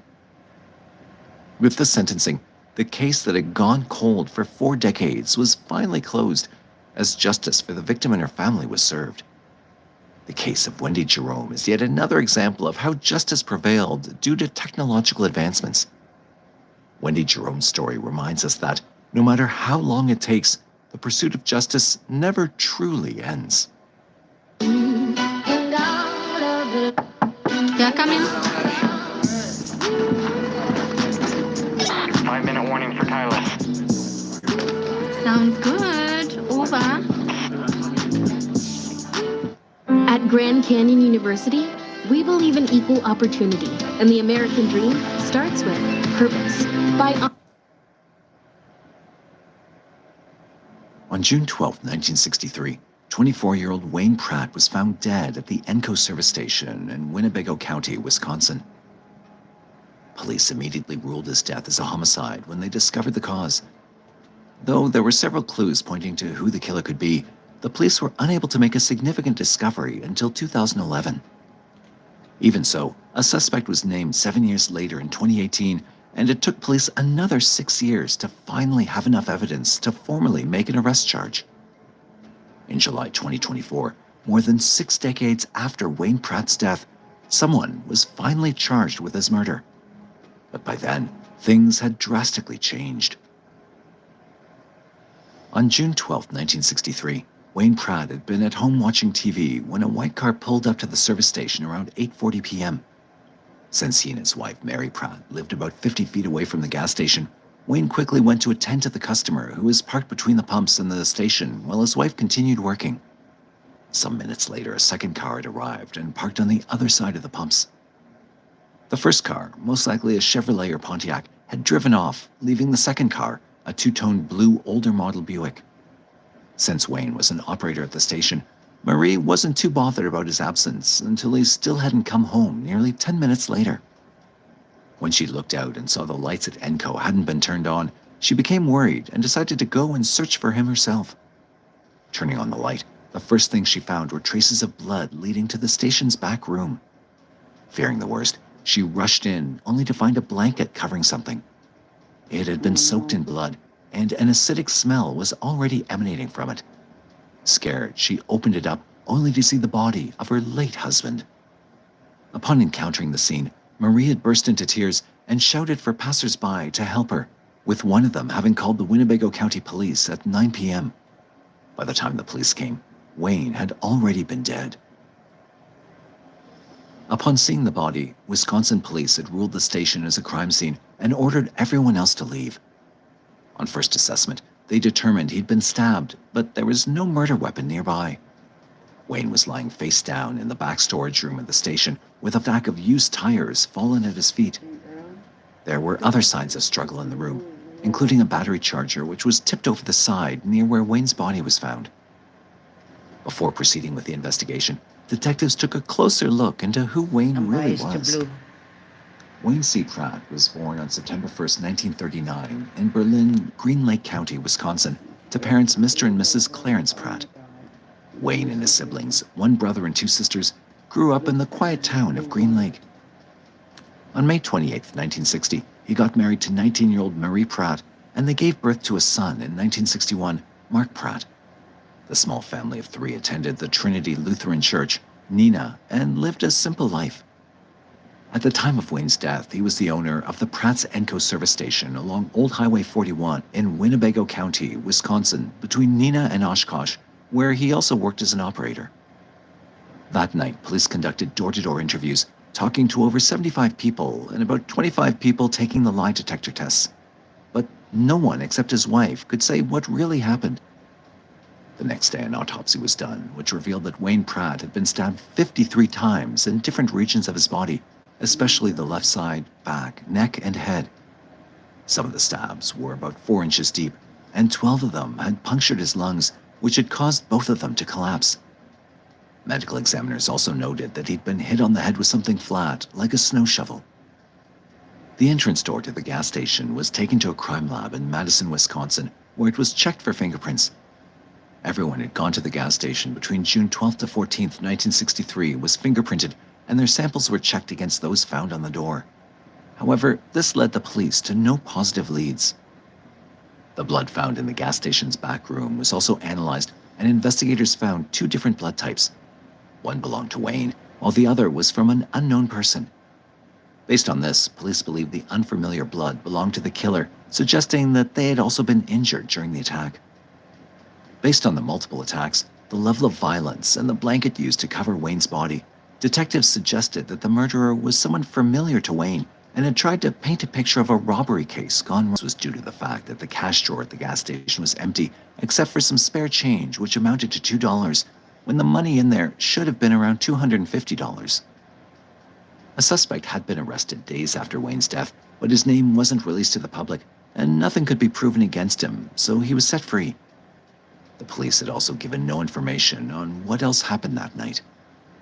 For the first few years, detectives tried hard to piece the puzzle together, but since there were no tools or technological advancements available to process blood identity in 1963, the case quickly went cold, until a new lead came up almost 5 decades later.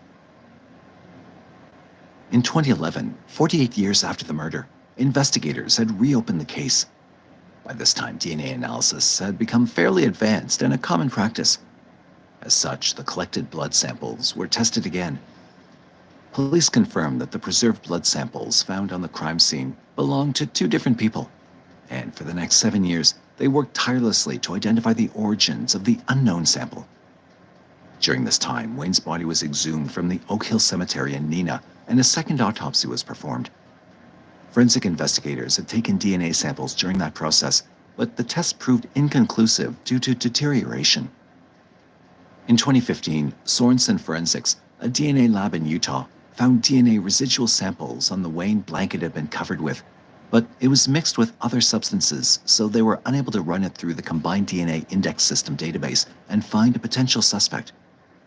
With our servers designed for AI, you can revolutionize the way you do business, power your workloads, and empower innovation at any scale. In 2018, investigators had a breakthrough with forensic technology and issued a warrant to acquire the DNA of William A. Dockstader. The 82-year-old was living in Bowler, Shawano County, Wisconsin at the time of this warrant, but he couldn't be arrested because it wasn't only his DNA that had matched during the genetic analysis. Still, this was the second time he was being looked into for Wayne's murder, the first time being in 1963, shortly after the homicide.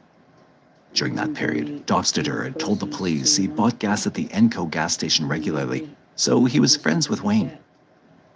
Aside from that, investigators had also received anonymous tips about his involvement in Wayne's death in 1968 and 2011. Witnesses told police that Dockstader had badly needed money at the time since he was getting evicted and needed to pay fines to avoid going back to jail. Other people said that Dockstader's first wife believed he committed the murder and had also seen a bloody knife at their house the day after the murder. But when police confronted her with this information, she denied it. With this information, detectives at the time assumed it was a robbery case gone bad, but they had no substantial evidence to detain Dockstader, so he was let go. Even though there was enough evidence to charge the main suspect, it took Winnebago County Police almost 2 extra years to certify his involvement in the crime without a doubt. Winnebago County officials say they have a new suspect in the murder of Wayne Pratt at a gas station in 1963. Investigators sent DNA from Pratt's body to a lab, and now 5 years later, the sample has led officials to a suspect, but it's not likely to lead to any sort of prosecution. During this time, Dockstader passed away, leaving the unsolved questions forever unanswered. In 2024, through cybergenetics, a software company in Pittsburgh, investigators were able to create a TrueLL data analysis from the evidence, which led to the confirmation of William Dockstader as the owner of the DNA found on the blanket. This was in addition to the live witness statements given over the decades. According to authorities, the DNA evidence, along with reports and witness statements, support the sheriff's office's conclusion that William Dockstader was responsible for the murder. On July 16, 2024, Wisconsin police officially issued him a posthumous charge for first-degree intentional homicide. Sheriff John Matz of Winnebago County expressed his gratitude to all the labs and agencies that aided in bringing light to Wayne's murder. He also said that Wayne's family would be made aware of the recent development in the case. The Winnebago County District Attorney, Eric Spar, expressed his thanks to the Sheriff's Office for bringing closure to the case after several decades. He also told reporters that there was enough evidence to pursue a homicide charge against William Dockstader if he'd been alive. Regardless of the suspect's death, it was still helpful to finally uncover the truth behind Wayne Pratt's death. On June 8, 1964, a fisherman found a severed arm in a gravel pit near Tip City, Dayton, Ohio, on State Route 571. Over the next few days, they found several other body parts, including a single torso, legs, and head from the nearby Miami-Erie Canal. The body parts were soon identified to be that of 43-year-old Daisy Shelton. In the following years, the police weren't able to find any leads or suspects in the case. Also, since there were little to no advancements in DNA technology for decades, there was very little police could do to find Daisy's killer. A witness came forward in 2017, more than half a century after the murder, and he informed the police that he'd seen a man striking Daisy before ultimately dismembering her body. Police were quick to find the suspect, but this update raised more questions than answers. In March 2024, the case was brought forward once again. 6 decades after Daisy's death, detectives were finally able to piece together the events that happened that day. However, the outcome was something that no one could have predicted. On June 8, 1964, a fisherman, Robert Johnson, sailing along a river in the east wing of Tip City, Dayton, Western Ohio, made a horrifying discovery of a severed human arm in a gravel pit. Curious but wary, he alerted the police of the discovery before sailing away. A search was then conducted by Miami County Sheriff Chet Paulus to find the rest of the remains, but it was difficult to drain the 50-foot gravel pit, so by the next day, the police were able to find only the other severed arm.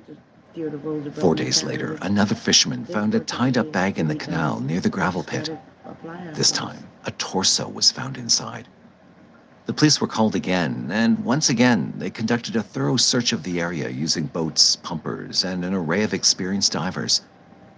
Over the next 2 weeks, divers found a human head and a leg all in the same waterway and a kilometer away from where the arm was first found.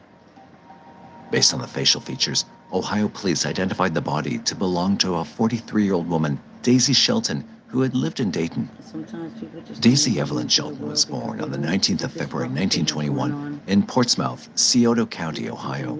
She worked at the Dayton State Hospital, Montgomery County, and usually frequented the Lido Bar on Springfield Street in Dayton. Daisy had 2 children, Rita and Rodney, who were already adults by the time she separated from her husband, Harvey E. Shelton, due to his alcoholism. Rodney had joined the Navy after graduating from Kaiser High School and had not seen his mother for several years before her remains were eventually discovered. Before her death, Daisy lived on 4600 Springfield Street and had been recently laid off from Delco, an automotive electronics corporation in the Miami Valley. After the police gathered up the identified body parts, they interviewed her family. Rita Kelly, Daisy's daughter, told the Chief Deputy Steve Lord of the Miami County Sheriff's Office that she'd last seen her mother in late August 1963. At the time, she'd been heading out and said she'd be back to her home in the evening. However, Daisy never returned home. The next day, the family filed a missing person report for her, but for almost a year, there was no update on the case. That was until Daisy's dismembered body was found in June 1964. Between the time of her disappearance in January 1965, 6 months after her body was found, police had interviewed around 75 people who knew Daisy or lived near her in Dayton, including her son, Rodney Shelton. Forensic investigators examined Daisy's remains and discovered that there were wire sutures in her torso, which looked like the ones used in internal surgery. It was later revealed that she'd undergone abdominal surgery shortly before going missing. The ligature marks around her neck and torso area suggested she'd been strangled before being cut up. X-ray analysis showed that she had bone defects, skull fractures, and arthritis in one joint. Based on the level of decomposition, her remains had been in the water for around 6 to 9 months before they were found. Over the years, detectives received information that Daisy had probably encountered a group of people who were trafficking teenage girls for escort work after she was laid off from work. One of the last spots Daisy was seen at was Eastwood Park, which was very popular amongst teenagers and young adults at the time of her death. Investigators appealed to anyone with information on what happened to Daisy to come forward. However, no new leads came up. Examiners pulled up the last X-ray records for Daisy Shelton, which were dated May 29, 1963. Based on this, she was 4 feet 11 inches tall, weighed 98 pounds, and had gray hair. In 2017, someone finally came forward with more details about what truly happened to Daisy Shelton. The witness, who wasn't named, was in the hospital when he confessed to a nurse that he'd witnessed a murder in 1964. The nurse then called the police, who sent some officers to interview him. After his discharge, the man came forward to tell the Ohio police how he'd watched a man attack Daisy with a hammer that day in June 1964 at a home in Springfield Street, Dayton. He described how the scene quickly turned violent, and the attacker had hit her repeatedly with the hammer until she died. Following this, 2 more men dismembered her body and scattered the remains in various waterways around Tip City. Using an age progression tool, the person identified by the witness was detained and interviewed multiple times by police deputies in 2017. He was found to be living on the same street the witness mentioned, and had also been working with Daisy at Delco before her death. Initially, the suspect denied knowing Daisy, but after more interrogation in August 2017, he admitted to knowing her. He also said that a box from his house had been used to carry Daisy's body parts, which was why evidence and his fingerprints could be found on the box. The suspect also admitted that Daisy might have been killed inside his home, causing her DNA to be present in his house. Despite these claims, the suspect, who wasn't named by the police, insisted that he was being framed by the witness. However, he understood why he might appear guilty and could even be charged in court if it came to that. In all of this, he continuously maintained that he hadn't killed Daisy Shelton. Over the next few years, the police tried to ascertain that this suspect was Daisy's killer without a doubt. His lack of a convincing alibi was obvious, and the inconsistencies in his story were damning. They explored possible motives, including a personal vendetta or financial disputes. With advanced forensic technology now available, detectives re-examined the burlap bag that had contained Daisy's torso, the box allegedly used to transport her body parts, and the witness statement. The results found from these analyses, plus the suspect's statement, strengthened the resolve of police that he knew more than he was letting on. However, something happened that changed the course of the entire investigation. In 2017, the witness who had admitted to seeing Daisy's murder was called to the grand jury's office, where he testified against the suspect. However, before the case could be taken to the prosecution counsel, the witness passed away. Still, the police sought answers. A few years later, they were able to identify 3 men who were likely involved in Daisy Shelton's death. Unfortunately, all of them had died before the case could be brought to court. In 2023, prosecutor Anthony Kendall reviewed the case again, including the information gathered from the witness in 2017, the suspect's statement, as well as the evidence gathered so far. Based on all the evidence available, he realized that it would have been enough to move forward with a prosecution where the main suspect could have stood trial. Unfortunately, the suspect had already died in September 2022 at the age of 92. His identity was never revealed. On March 29, 2024, more than 6 decades after Daisy was found dead, her murder was finally marked resolved and then closed, with no one alive to be held responsible for her death.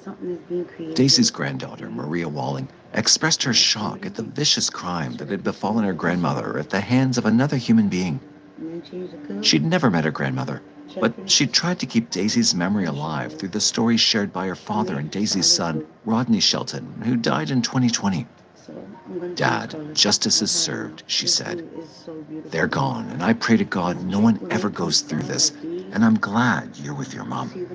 The Miami County Sheriff's Office talked about how relieving it was to be able to provide justice for cold cases that had long been forgotten. Though police were able to confirm who had killed Daisy Shelton, there was still no motive for the murder. It doesn't help matters that everyone who could have known anything was no more. It's even more tragic that it took the police over half a century to finally close the case. On the other hand, it also gives hope to the families of murdered victims or missing persons who have been waiting for justice for a long time. Regardless, Daisy will be remembered for her kind heart and warm smile.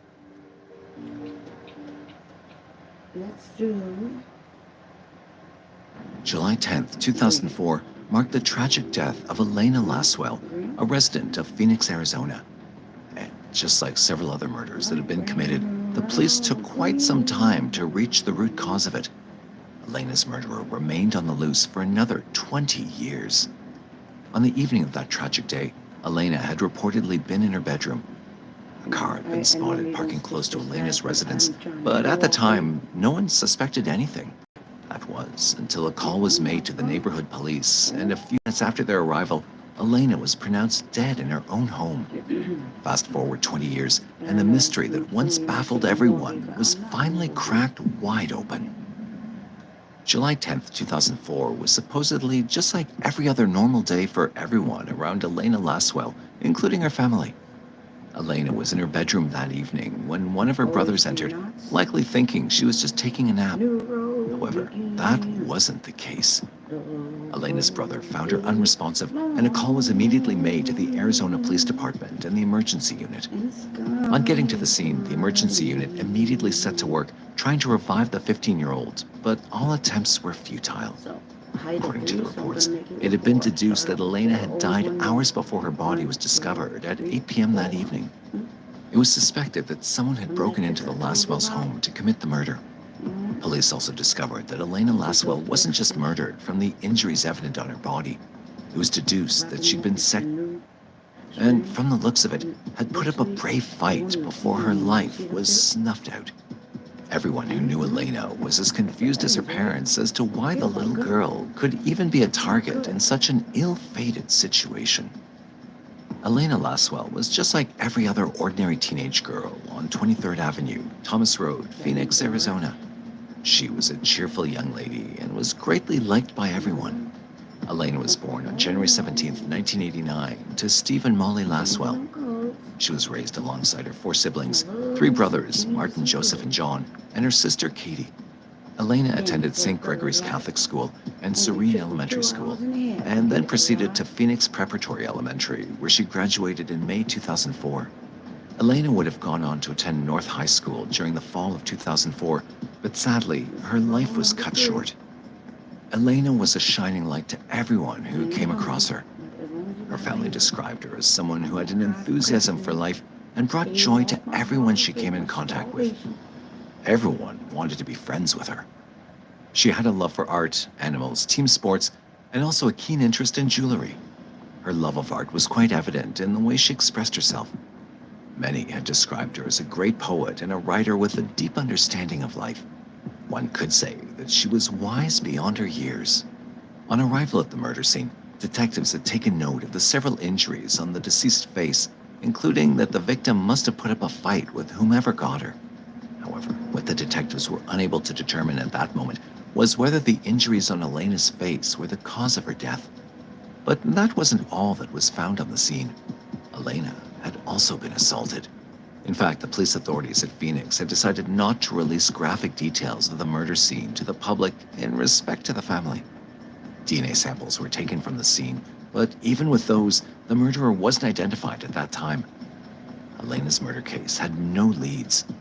This remained the status of the case for a very long time.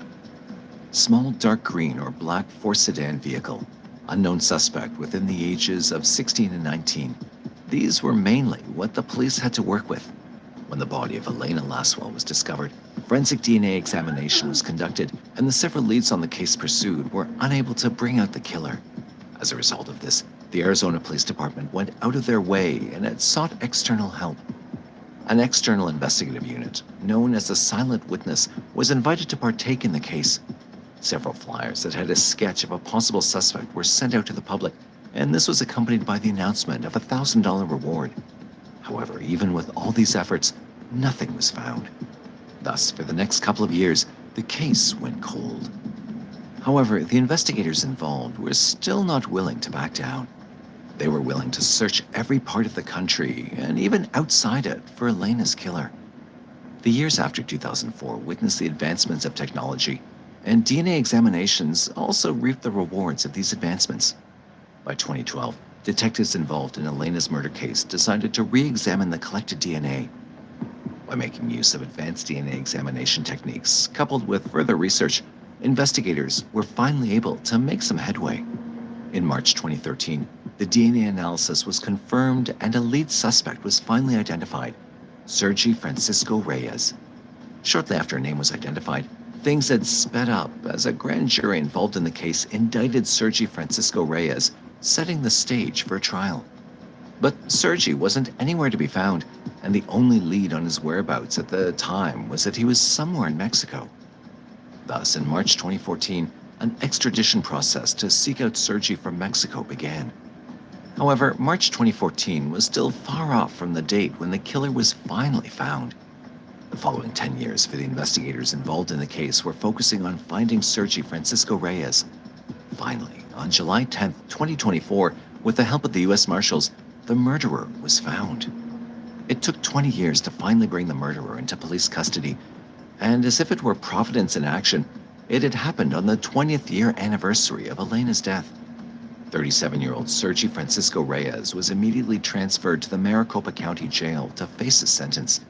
He was faced with 1 count of first-degree murder, 2 counts of assault, kidnapping, and second-degree burglary. Although just 17 at the time he committed the murder, Sergi was still charged and is set for a court appearance later in 2024. A bond of $1.5 million was set for Sergi Francisco Reyes, but there isn't any indication that a lawyer would defend the killer in court. Steve Laswell, Elena's father, had expressed more relief in stopping the killer from causing more harm by getting him arrested rather than getting back for Elena's murder. Finding the killer had finally put the deceased's family to rest. According to Elena's aunt, the family wasn't bent on avenging Elena's death. All they wanted was for the killer to be found so he wouldn't harm anyone else. She wanted him to be caught so he couldn't hurt anyone else, Katie Tourville, Elena's aunt, had said, in reference to what Elena's late mother would have wanted. That sense of security, of well-being, of protection was on shaky ground. But the fact that they caught the guy on the same day that he did this to her, it just feels good. Katie Tourville also believed that discovering the killer's whereabouts, even after 20 years, simply meant Elena's spirit was finally at rest. Finding the killer had not only been a relief to family and friends, but also to the investigators involved in the cold case. It took a while, but through perseverance, hard work, and dedication, we were able to get Sergi Reyes back to Phoenix to face charges, Phoenix Police Department Detective Dominic Rostenberg said. It had taken 20 long and hard years, but those years hadn't been a waste. Against all odds, justice managed to prevail, bringing peace to Elena's soul and family. On the morning of February the 11th, 2020, neighbors were shocked to find 29-year-old Alex Andrea Liddy dead in her Hyde Park View apartment at 10 Moore Street, Malden, South Carolina. Before the police came in, people from other apartments had gathered and started asking questions of their own. After some investigation, it was discovered that Alex had been missing for 2 days before she was found dead. The condition in which she was discovered was suspicious, making police rule the place as a crime scene. They started the investigation, but were unable to continue it at the time because of the outbreak of the coronavirus pandemic. The case soon turned cold due to the lack of suspects and motive. No one knew when and where Alex had gone out or when she came back home before she was found dead. All the while, Alex's family begged for answers. However, in August 2024, more than 3 years after the murder, detectives finally pieced together the story behind Alex Andrea Liddy's death. On February 11th, 2020, the Malden Police Department received a phone call from an apartment building at number 10 Moore Street, Malden, South Carolina. The Malden Police Department was called to the Parkview Apartments where they tell us they found 29-year-old Alex Liddy dead in her bathtub. When they arrived at the scene, a small crowd had already formed at the doorway of apartment number 46 because of the amount of water that was coming out of it. After dispersing the crowd, police tried to enter the apartment but found it locked. They quickly broke the door down and went inside, only to find a deceased woman whom they identified as Alex Andrea Liddy. 29-year-old Alex was found inside her bathtub, partially dressed, covered in vomit, and with bruises all over her body while her shower ran on the other side. The Greenville County Deputy Coroner, Jennifer Kaysen, was called in to investigate, after which Alex's death was ruled as a homicide. Alex Andrea Liddy was born on July 11, 1990, to her mother Andrea Johnson. After her death, she was cremated by the South Carolina Westville Funeral Home. Malden police made sure to secure Alex's body before moving it out for an autopsy and forensic report.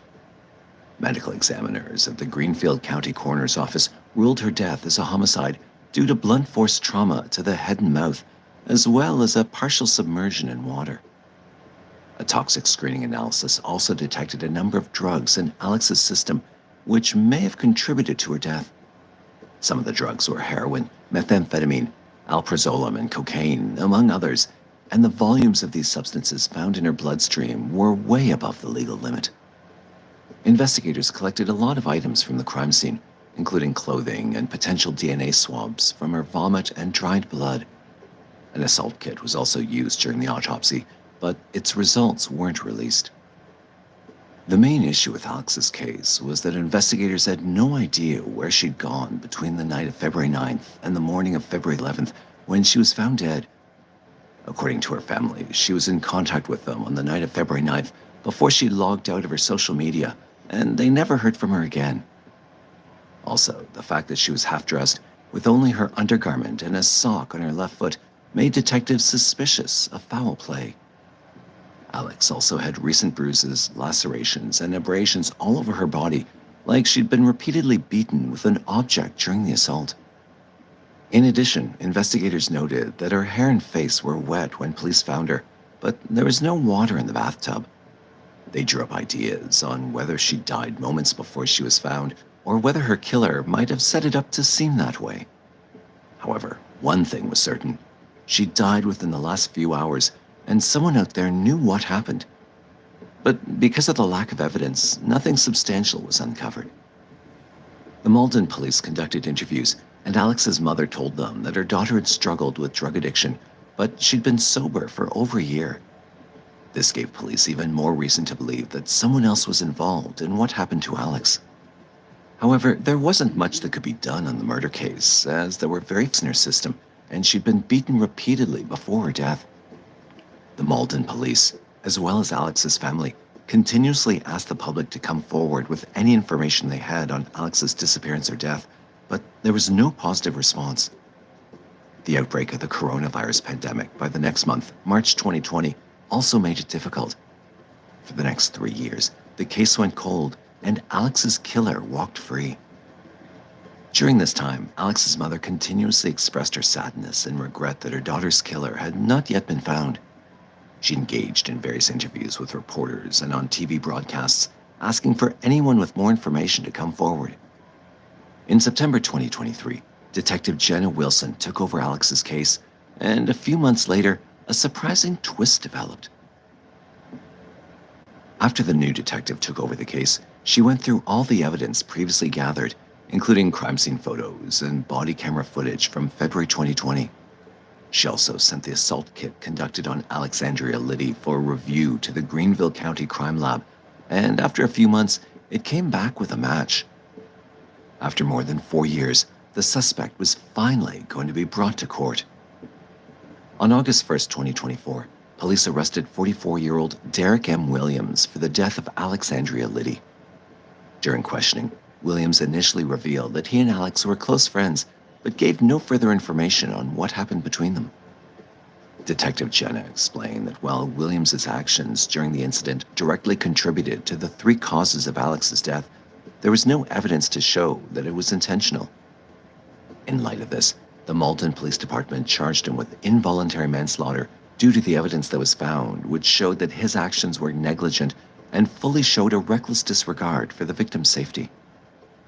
According to police reports, Williams had always been a person of interest in the case during the initial stage of the investigation, but recently, further evidence that put him at the crime scene was found. He was a person of interest, and then further evidence just presented itself where we were able to get probable cause. However, Malden police refused to give any more information on what helped them get Williams into custody. Records also showed that Derek M. Williams had been arrested in November 2023 for the illegal possession of drugs, and he had a surety bond of $75,000 on this charge. For the involuntary manslaughter charges, an additional cash bond of $175,000 was placed. This was to ensure that achieving bail for him would be difficult. He's currently detained at the Greenville County Detention Center and is awaiting an official court trial. Alex's mother, Andrea Johnson, told reporters about how hard it was to wait for the moment her daughter would get justice. She was the comic of the family, very empathetic. Any underdog, she would sit for hours. Just an incredible giving human being. However, she expressed relief that everything had been resolved now. Andrea also talked about the moment they announced Williams as her daughter's killer. Disbelief, just how do you adjust to that, especially something you never thought would come. Detective Jenna talked about how she developed a personal relationship with Alex's mom, which gave her the drive and determination to keep the case moving until she and her team finally solved it. Having a relationship with the victim's mom definitely gave me more drive as well. You know, seeing the struggles that she went through of 4 years with no answers, and, you know, at some point in time, she felt like there was no hope and there was never going to be any answers. And being close with her and communicating with her definitely left an impact on me. Though justice has been served for Alex's death, her family will forever grieve over her loss, especially as 2 of her sisters died in 2020 as well, mostly due to emotional damage from the heartbreak of losing Alex. This case just goes to show how far the side effects of substance abuse can push a person, as well as the need for people to say something when they see something. Despite the fact that the Malden police have not said much about the case or what led to the suspect's arrest, one can conclude that the toxic effects of these drugs contributed greatly to Alex's demise. Regardless, Alex will always be remembered for her giving heart and compassionate smile. This is Sanford Police Department Chief Cecil Lee Smith addressing the press about the arrest of a cold-blooded killer who went unpunished for 25 years. On July 18, 2024, however, the borrowed time of this murderous freedom came to an end. The Sanford Police Department in Florida's Seminole County arrested the suspect for the savage killing of Sherry Holtz on December 3, 1999. The discovery of her corpse on the morning of December 4th gave a Sanford citizen a horrifying shock as he found Sherry with her neck almost completely severed and her body lying discarded in the woods near her house. But despite the best efforts of the initial investigation, the case went nowhere. The investigators reopened the cold case in May 2023 to try and get her justice. But little did they know that it would just take the magnification of a small detail to finally solve a case that had dragged on for a quarter of a century. On December 4th, 1999, an environmentally conscious citizen was roaming the woods of Sanford and picking up cans in the forest. However, they were stunned to discover a horribly killed woman's corpse. The authorities were informed, and a police team soon arrived at the crime scene. The visual of a partially undressed woman lying on a concrete slab about 20 feet into the wood line made the blood of the investigators run cold. An uncovered body in the unforgiving cold of December, with its head almost chopped off, was a sight that even the most seasoned detectives were not prepared for. Identification was initially difficult, as she lacked any form of ID on her.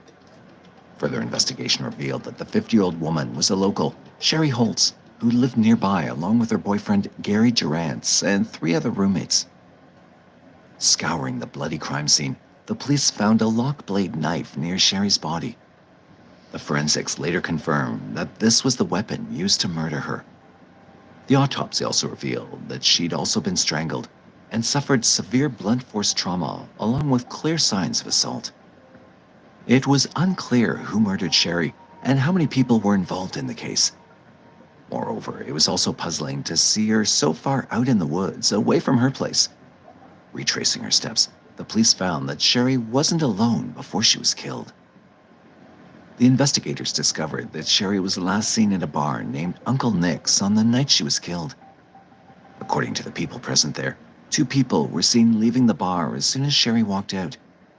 However, the witnesses couldn't pinpoint when she left, stating that Sherry could have left anywhere between 7:30 p.m. and 11 p.m. that night. The 2 people who left after her were later approached by the police and questioned about Sherry. While their identities were never disclosed, they were seen as persons of interest who could have murdered Sherry during the course of the investigation. The police tried to connect them with the murder weapon found near the dead body. The forensics found 2 different blood samples on the knife. While one of them belonged to Sherry, the other sample couldn't be identified. The amount of residual blood on the murder weapon was too small to be used to determine who it belonged to back in December 1999. The Sanford Police Department chose to store and preserve the sample for future testing. Just when it seemed that the case had hit a dead end, the police found that a third suspect could also have killed Sherry. In fact, this third person was none other than her longtime boyfriend, who had already laid hands on her before. The police traced Sherry's residential address to Crow's Bluff Lane, Sanford, and questioned the people who shared a home with her. Investigators noted that she lived with 4 other people. One of these people was Sherry's boyfriend, Gary Durant's, who stood out the most after the police interviewed everyone. According to his statement, he'd not seen Sherry after December 1st, 1999. However, his roommate said that Gary was not only home at this time, but he had also had a fight with Sherry. The roommate said that the fight was so bad that Gary kicked Sherry out of the house. In their opinion, however, this was a merciful act since he had a bad history of physically abusing his girlfriend as well. This was also confirmed by several police records between 1996 and 1999 that showcased Gary's history of violence towards Sherry. Sherry's roommate said that they saw Gary leaving the house in the late hours of December 3rd. They also noted that he returned between 2:30 a.m. and 7 a.m. on December 4th. While this window matched the time when Sherry was murdered, nothing could be pinned on Gary without concrete evidence. Thus, this information didn't elevate his status higher than that of any of the other 3 suspects in the case. But Sherry's roommates also noted that Gary seemed to be already aware of Sherry's murder even before its investigation began. At last, the police had no more leads to work on, and the only possible answer to the case lay in the unidentified blood sample. Hence, Gary remained a free man. Despite the best efforts of the Sanford Police Department, the case ultimately went cold and was shelved. However, this wasn't the end of Sherry's story. Fortunately, the next time police reopened her case file, they were ready to pen its final chapter owing to a big breakthrough. The cold case of Sherry Holtz's homicide was reopened in May 2023, almost 24 years after her vicious murder. This time, however, the police had the necessary forensic equipment to track down her killer. After over a year of hard work, the investigators were finally able to nab the culprit who had coldly knifed and beheaded Sherry to death. It was someone all too familiar to the investigators, Gary Durant's. Speaking at a press conference on July 19, 2024, Sanford Police Department spokesperson Bianca Gillett revealed the news of Gary's arrest. Bianca explained the nature of the crime and how terrifyingly Sherry was murdered, along with how and why the police arrested Gary. We are Hispanic, and we are proud of what we become. Food, welcome to the familia. The cold-blooded killer, who was also 50 years old at the time of Sherry's murder, is now 74 years old. She was found laying on her back on a concrete slab approximately 20 feet into the wood line.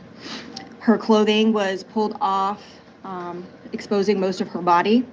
Her throat was cut. That was determined to be the primary cause of death. However, there was evidence of strangulation and blunt force trauma.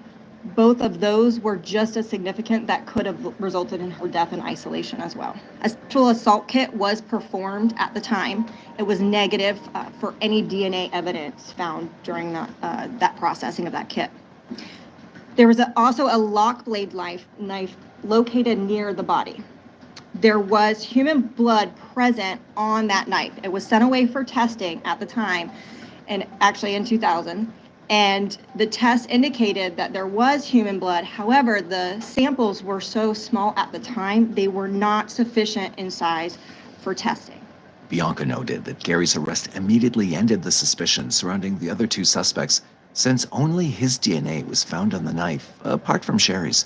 Following this, Gary was arrested from Orange City in Volusia County with the help of the Volusia County Sheriff's Office and 2 of their narcotics task forces on July 18, 2024. Along with Bianca, Sanford Police Department's Chief Cecil E. Smith also spoke to the media. He said that he hoped that Gary's eventual arrest would help deliver some peace and calm to Sherry's family. Again, we just kind of hope that that this brings some peace to the family, knowing that an individual who was a longtime boyfriend will spend the rest of his natural life in jail and have the opportunity to face justice for the things that he has committed to Sherry. Bianca noted that Gary had acknowledged his involvement in the murder. Interestingly, however, he has been arrested for second-degree murder. The arrest is still fresh, and thus the Sanford Police Department is yet to make a lot of details public. Right now, Gary's being held at Seminole County's John E. Polk Correctional Facility. His jail records say that he'll face the first day of his trial on September 10th, 2024. Although it's yet to be determined what his punishment would be, the police have put a cold-blooded killer behind bars after years of hard work.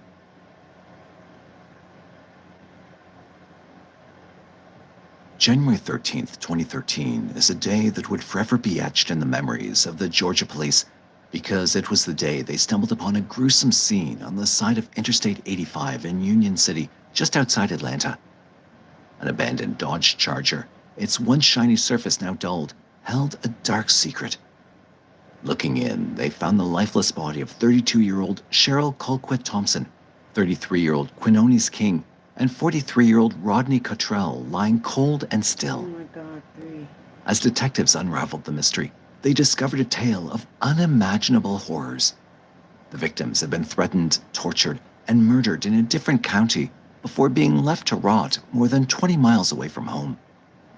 For more than a decade, the investigation persisted with no resolution in sight until a breakthrough finally emerged in 2024. On that cold, windy day of January 13th, 2013, at around 5:45 a.m., Union City police officers were patrolling the Interstate 85 section in Fulton County, Georgia, when they came across a stationary vehicle at the northbound exit ramp to Flat Shoals Road. Curious, they approached the silver 2010 Dodge Charger that looked abandoned. It looked like it had been there since the night before and had a putrid odor coming out of it. When policemen looked inside, they were shocked at what they discovered. 2 people lay dead in the back seat of the vehicle, their bodies covered with a blanket. After bringing them out, police had decided to check the trunk, and they found 1 more body stuffed there. The bodies were identified to be 2 males and 1 female, Quinones King, Rodney Cottrell, and Cheryl Colquitt Thompson. Cheryl Colquitt Thompson was born on May 29, 1980, to Charlene and Matthew Lewis. She left behind her husband, Alhanda Willie Thompson, and her son, Keziah Colquitt, along with 2 stepdaughters, Jana and Takira Thorne. Aside from her family, Cheryl was known to love writing poetry and traveling. She was attending junior college to become a pediatrician and also was fighting with her son's cerebral palsy. Quinones King was born in 1980 to parents Rosetta and Antonio Colquitt. Quinones, along with his brothers Martin King, Malcolm King, Kavius Sims, Alton Edwards, as well as his sisters Charlene Lewis, Natasha King, Pamela Williams, and Carolyn King, all grew up close-knit in the town of Montgomery. At the time of his death, Quinones left behind 2 sons. Rodney Cottrell was born in 1970, and he was the youngest out of 11 brothers and sisters.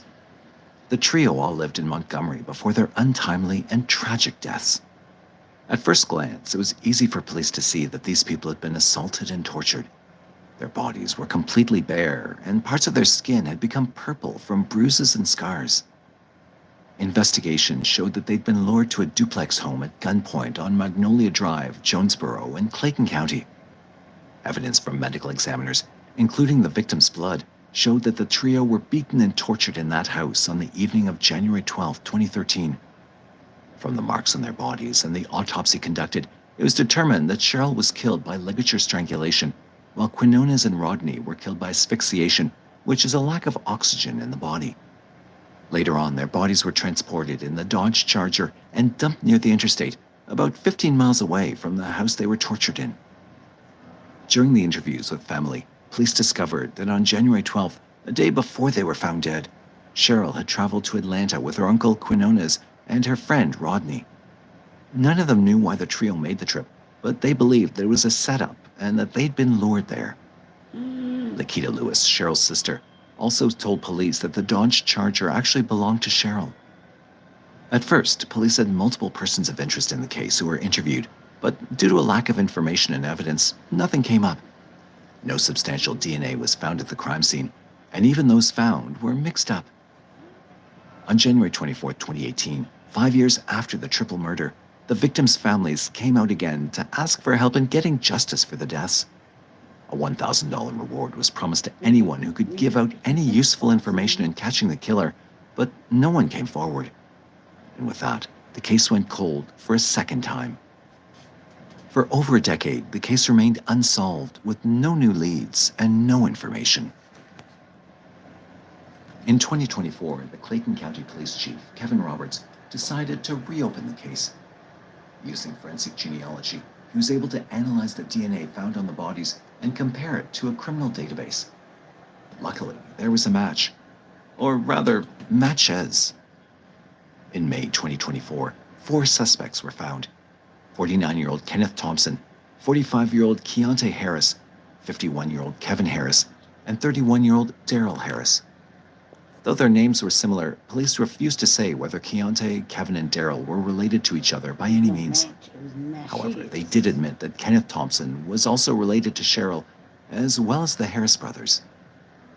On May 8, 2024, the Clayton County Sheriff's Office obtained warrants for the 4 men. In less than 2 days, through May 14th to 16th, the elite fugitive unit of Clayton County apprehended all 4 of them across the states of North Carolina, South Carolina, and Alabama.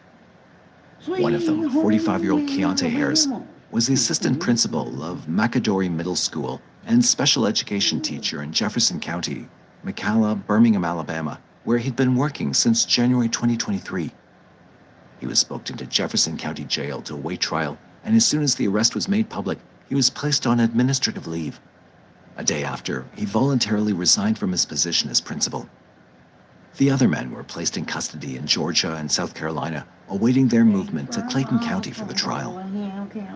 Keontae Harris made his first appearance in an Alabama courtroom on May 14, 2024, and he seemed emotional as he stood before Judge William Bell Jr. to sign his extradition papers in order to release him to the Georgia police authorities. His mother and other family members were also present at the hearing. The 4 men were charged to court for 3 counts each of malice murder, amongst other charges, making their case to have a total of 12 counts. A court date was set for May 28, 2024. But as of July 2024, no new news has come out for the case, and police have remained tight-lipped about the progress of the case, including the motive for the murders or giving the evidence that led to the arrests. After the arrest, the family of the trio murder victims came together in remembrance. Holly House, Quinona's sister and Cheryl's aunt, described Quinona's as the knee baby in her big family, silly and fun-loving. He was the glue that held our family together, she said. Rosetta Colquitt, Quinona's mother and Cheryl's grandmother, revealed that she'd never given up hope of getting justice. She also expressed gratitude to the Clayton County police investigators for all their efforts. Lakita Lewis, Cheryl's sister, who's now taking care of Keziah, her nephew with cerebral palsy, told police how relieved she was that they could finally put a face to whomever did it. 9 rows across. Quinona's cousin, Valencia Hogan, also told reporters that though the killers had been arrested, there was still a long way to go before justice could be fully served. Central Alabama Crime Stoppers Director Tony Garrett said this case was one of the first cases he'd worked with and is hopeful justice would finally be served. He talked about how they started a prayer vigil every year for the victims and their families. One of the most surprising things about this case is that one of the killers actually had access to children and had the very profession of guiding and teaching young minds about right and wrong. 3 people were viciously torn away from their families without reason or thought, yet we cannot fully tell why or how it truly happened. 2 able-bodied men were beaten and strangled to death. One can't help but wonder what was the reason behind torturing and killing 3 innocent people. Shout out to these incredible true crime lovers. Your support truly keeps us going. To the rest of the Mysterious 7 family, if you want to get in,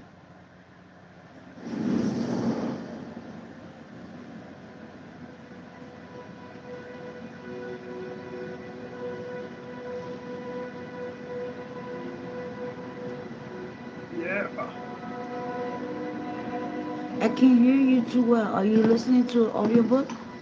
That's what I'm hearing. I'm not hearing you actually.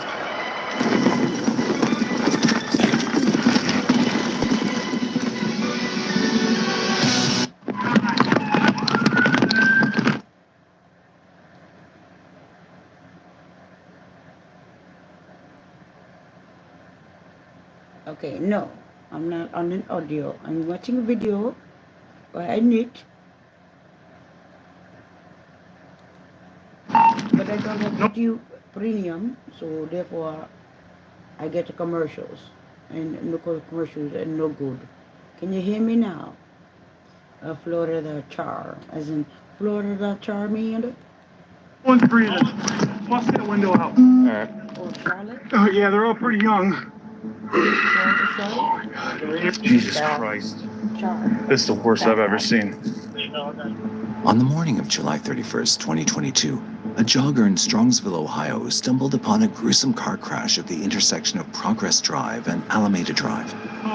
You called it in? Yeah, I saw it. I was coming back from breakfast. Okay. And I pulled up to the corner there. Okay, And we saw appreciate you giving us a call. someone in it, obviously. Yeah. Yeah. Yeah. Oh, that front end? They definitely hit it hard. You all can hear me. Right. All right, well, what a way to start your Sunday. I guess better than theirs. This was a clear summer morning in July. It was not raining.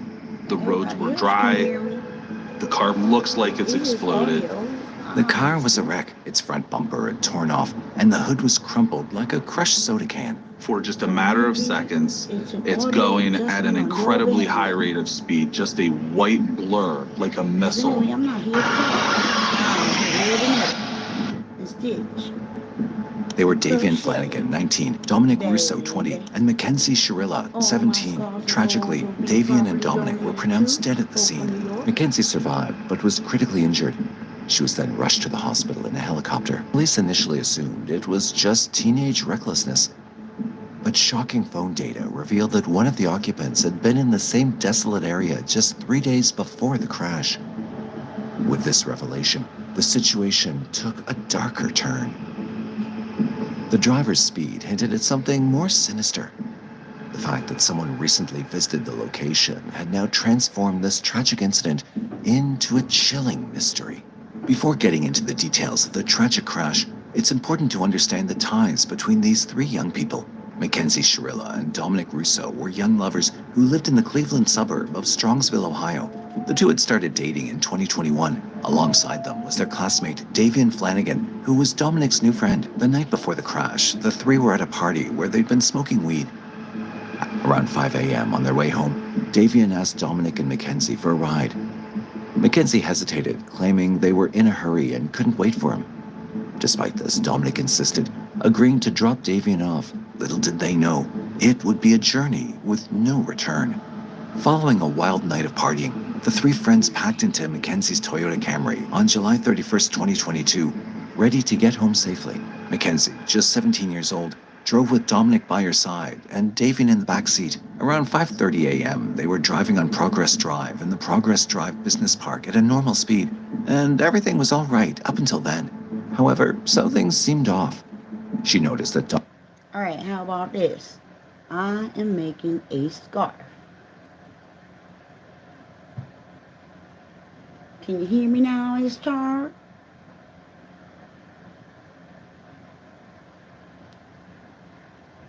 Okay, now, I was making a scarf. It's about 5 feet long in length. I don't count stitches, because for what? If I'm making a dress, then I need to count stitches. For scarf, no, thank you. 5 feet long, 9 rows across. And there you go.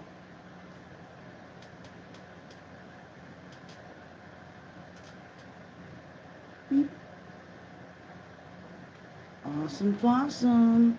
Do you knit, Mrs. Charles? I'm going to get back to knitting before I lose all my wheels. I'm not sure if you were telling me are you doing a scrap blanket or Afghan? Okay, Char. I says I was be making a scarf. Char. I'm going back to work. Char.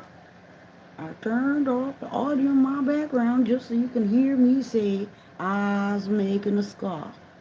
Have a nice day, Miss Flora. Char. Dominic and Davian were dozing off frequently and abruptly decided to take a completely different route, steering them away from where Davian needed to go. But when they turned onto Alameda Drive, something went wrong. The car suddenly sped up to 100 miles per hour and crashed into a building. Police discovered the car crash happened around 5:34 a.m. No one's breathing. Sarge, we're good to try to get her out? Dude, I don't know what's going on in there. I don't feel anything. I don't feel pulse. She's breathing. I saw her stomach. Her stomach's cool. Oh, yeah. Yeah. Grab everything over here. We'll just take it back to the property room. What did you take the whole bag? Yeah, throw it all in there. Anything relevant? It took about 45 minutes for someone to find the crash and call 911. Popeye's Wings are the official wing of watching football. Win the wing game every week with 7 signature flavors, including new sweet and smoky chipotle. We don't make sense. We make chicken. Have that chicken from Popeyes. A new era of color is here. Color FX by Impress. The no glue mani, just press on and done. Lasts up to 7 days with super hold adhesive. Elevate your look with Color FX by Impress. Get yours today at impressbeauty.com. I was the one that called it in. You called it in? Yeah, I saw it. I was coming back from breakfast. Okay. And I pulled up to the corner there. Okay, And we saw appreciate you giving us a call. Yeah. Someone in it, obviously. Yeah. Yeah. So. That's a bummer. I didn't want to get stuck, and I'm like, I don't know what's going on. Right. No, I appreciate you giving us a call. Absolutely appreciate it. They fucking were hitting it, man. Yeah. I mean, obviously. Because I saw that front end They definitely hit it hard. destroyed. Right. All right, well, what a way to start your Sunday. I guess better than theirs, huh? Right. I appreciate the call, sir. Thank you. Mackenzie's memory of the incident was hazy. She claimed to have blacked out during the incident and couldn't remember what happened. Suspicion hung heavy in the air, and this left the families of the victims on the edge. As investigators pieced together the events and found there was more to the story than met the eye. But the police faced another daunting task, notifying the families of the 3 individuals involved in the accident. Starting with Mackenzie, who had just been rushed to the hospital, all the parents initially knew was that their daughter had been in a car accident. However, soon after, the police delivered the devastating news. What did they tell you? Nothing. Okay. She was life flighted here. Yeah, I wouldn't know that. Okay. No. You want to sit down? Oh, my God. The way to say this. Progress in Alameda, car into a building. 2 are deceased in the vehicle. Daughter's driving. Who died? I don't know whether, but one that we don't know. His name's Jacob. Does anyone know Jacob? Dom? No, stop. Let him talk. Guys, I know, we've been dealing with this. Your daughter's okay. She's talking to us. I talked to her, okay? Your daughter's alive, okay? Your daughter's alive. She was driving the vehicle, okay? Who's that? Jacob and who? I think, what's the name you said? Dom? Might be. Oh, my God. Stop. What's his relation to you? Okay, yeah, the Dom was in the car. Are you kidding me? It's right now, it's ongoing investigation. Speed is definitely a factor. So are drugs. With the blood test results pending, rumors swirled through the town. Some believed it was a tragic accident, while others suspected something darker at play. And one key detail came into the picture: Mackenzie and Dominic's toxic relationship. Mackenzie and Dominic were the picture-perfect couple on social media. Every post overflowed with happy selfies, entwined fingers, and playful captions. They seemed to have everything: young love and a bright future ahead. But later, when police interviewed Mackenzie's ex-boyfriend, a different story emerged from beneath the carefully curated online persona. So, how long were you guys in a relationship, you and her? Well, we were all friends in a friend group at first. I ended up dating her for a little bit, like probably over the summer. I was only dating her for probably like a month and a half or like 2 months. And then me and Dom that she was cheating on us basically, but it wasn't like anything official, so it wasn't no hard feelings. Like with whatever happened, I just kind of was like, after me and Dom found out about that, we had no problems with each other and nothing, but they were on and off, and I kept on talking to her still while they were on and off, because we were all still in the friend group and stuff. So, and then we kind of just like stopped being intimate, you know what I'm saying, and we're just friends. It clearly wasn't the fairy tale their social media presence portrayed. They'd break up in dramatic fights, only to get back together weeks later with apologies and promises. This on-again, off-again cycle became a familiar pattern and left those close to them worried. Didn't that long, but like friend-wise, like she was crazy. I've personally been told that she did voodoo on him. She has told people that she's put a spell on him so that he couldn't break up with her. That she had like grabbed a piece of his hair, and that she had a doll in her room for Dom, and that she had literally put a spell on him. Is what she would tell everyone. And, like, she truly believed in that kind of stuff, and she also uses the pendulum. I know too, to try to get answers. But she tries to use it now to talk to Dom, but it's like.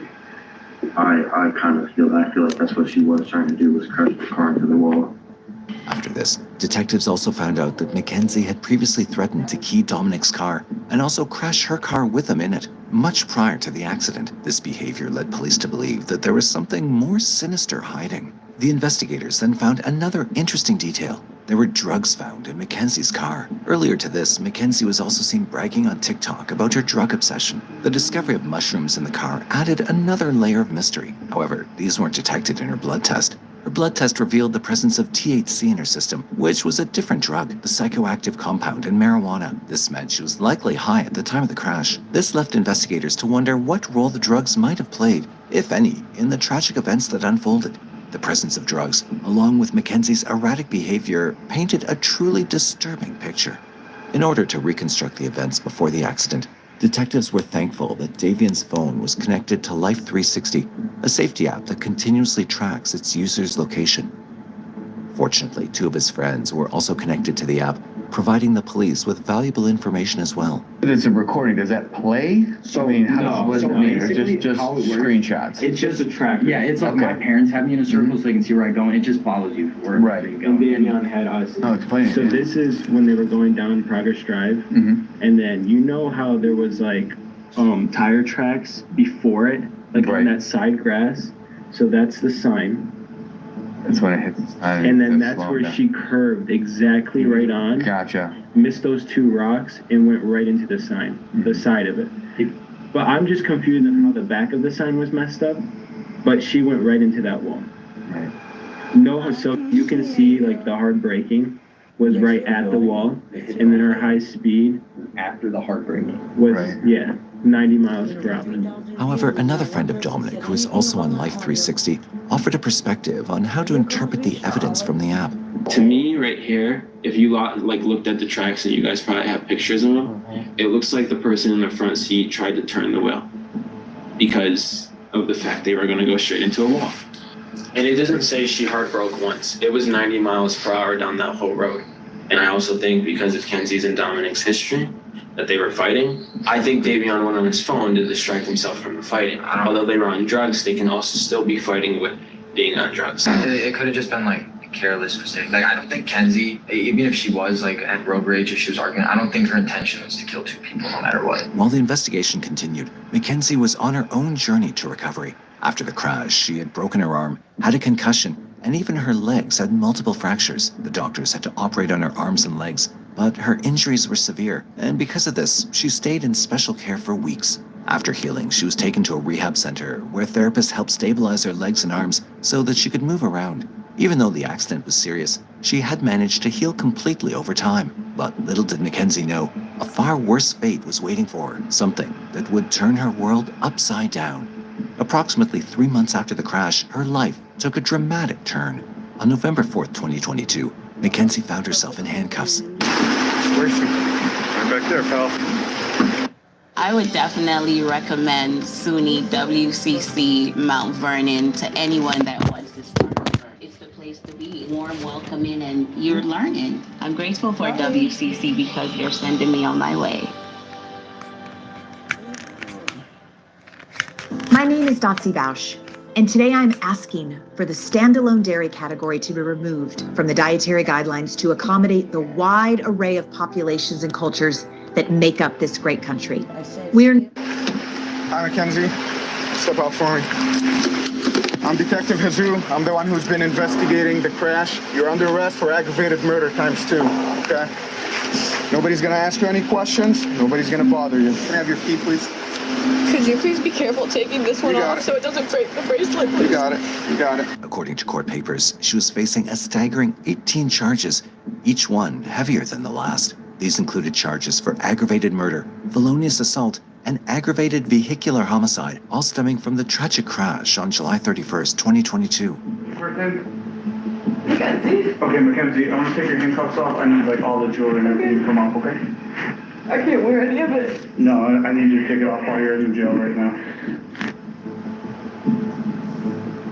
But the list didn't end there. Mackenzie also faced charges for trafficking and drug possession related to the magic mushrooms discovered in the car. Another charge was for possessing a digital scale labeled as possessing criminal tools. In total, there were 15 charges linked to the crash and the deaths of her friends. The other 3 charges were for allegedly breaking into the Columbia Church of God in Columbia Station on July 19, 2022. The accusations included breaking and entering, vandalism, and desecration, all of which painted a very disturbing picture of her personality. Mackenzie's bail was set at $500,000, but she remained behind bars in juvenile custody since she was a minor at the time of the incident.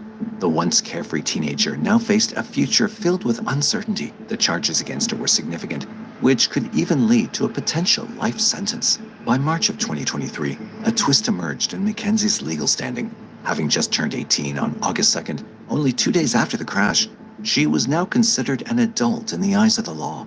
This meant her case would be transferred to the adult justice system. Knowing this, her parents rushed straight to the station to confront the stark reality. Sirs. But I need to speak to my daughter because you guys aren't allowed to speak to her at all. That's from the lawyer. How you guys did this on the weekend is just, what you like to do is go, hey, there's a warrant for her. We would have brought her right down here with no problem. She had it. Unbelievable. I mean, she's 18. So the warrant was issued today, so we... Well, you could have made a phone call, couldn't you? You had your creeper out in front of my yard watching. So, she can't take any, she's an adult, she can't take any phone calls right now. Okay, well, I still need to speak to my daughter so she understands what her, not to say anything to you guys. If he had to roll out the whole mask to pick up an 18-year-old girl who could hardly walk out of a hospital, it's just beyond. So we follow the law, that's what we're doing today.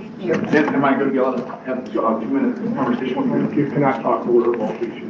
Why doesn't she get a phone call? You arrest her, why don't she get a phone call? She was just brought in. They're going to process her. As soon as they get the time for her to make a phone call, she will be able to make a phone call. She's a lawyer. She does have a lawyer. She is 18 years old and she can speak that. Yeah, but she's a dumb 18-year-old that just turned 18. Well, and these guys are going to take advantage of her. She's not allowed to speak to you guys. I'm telling you that. Her attorney can call us.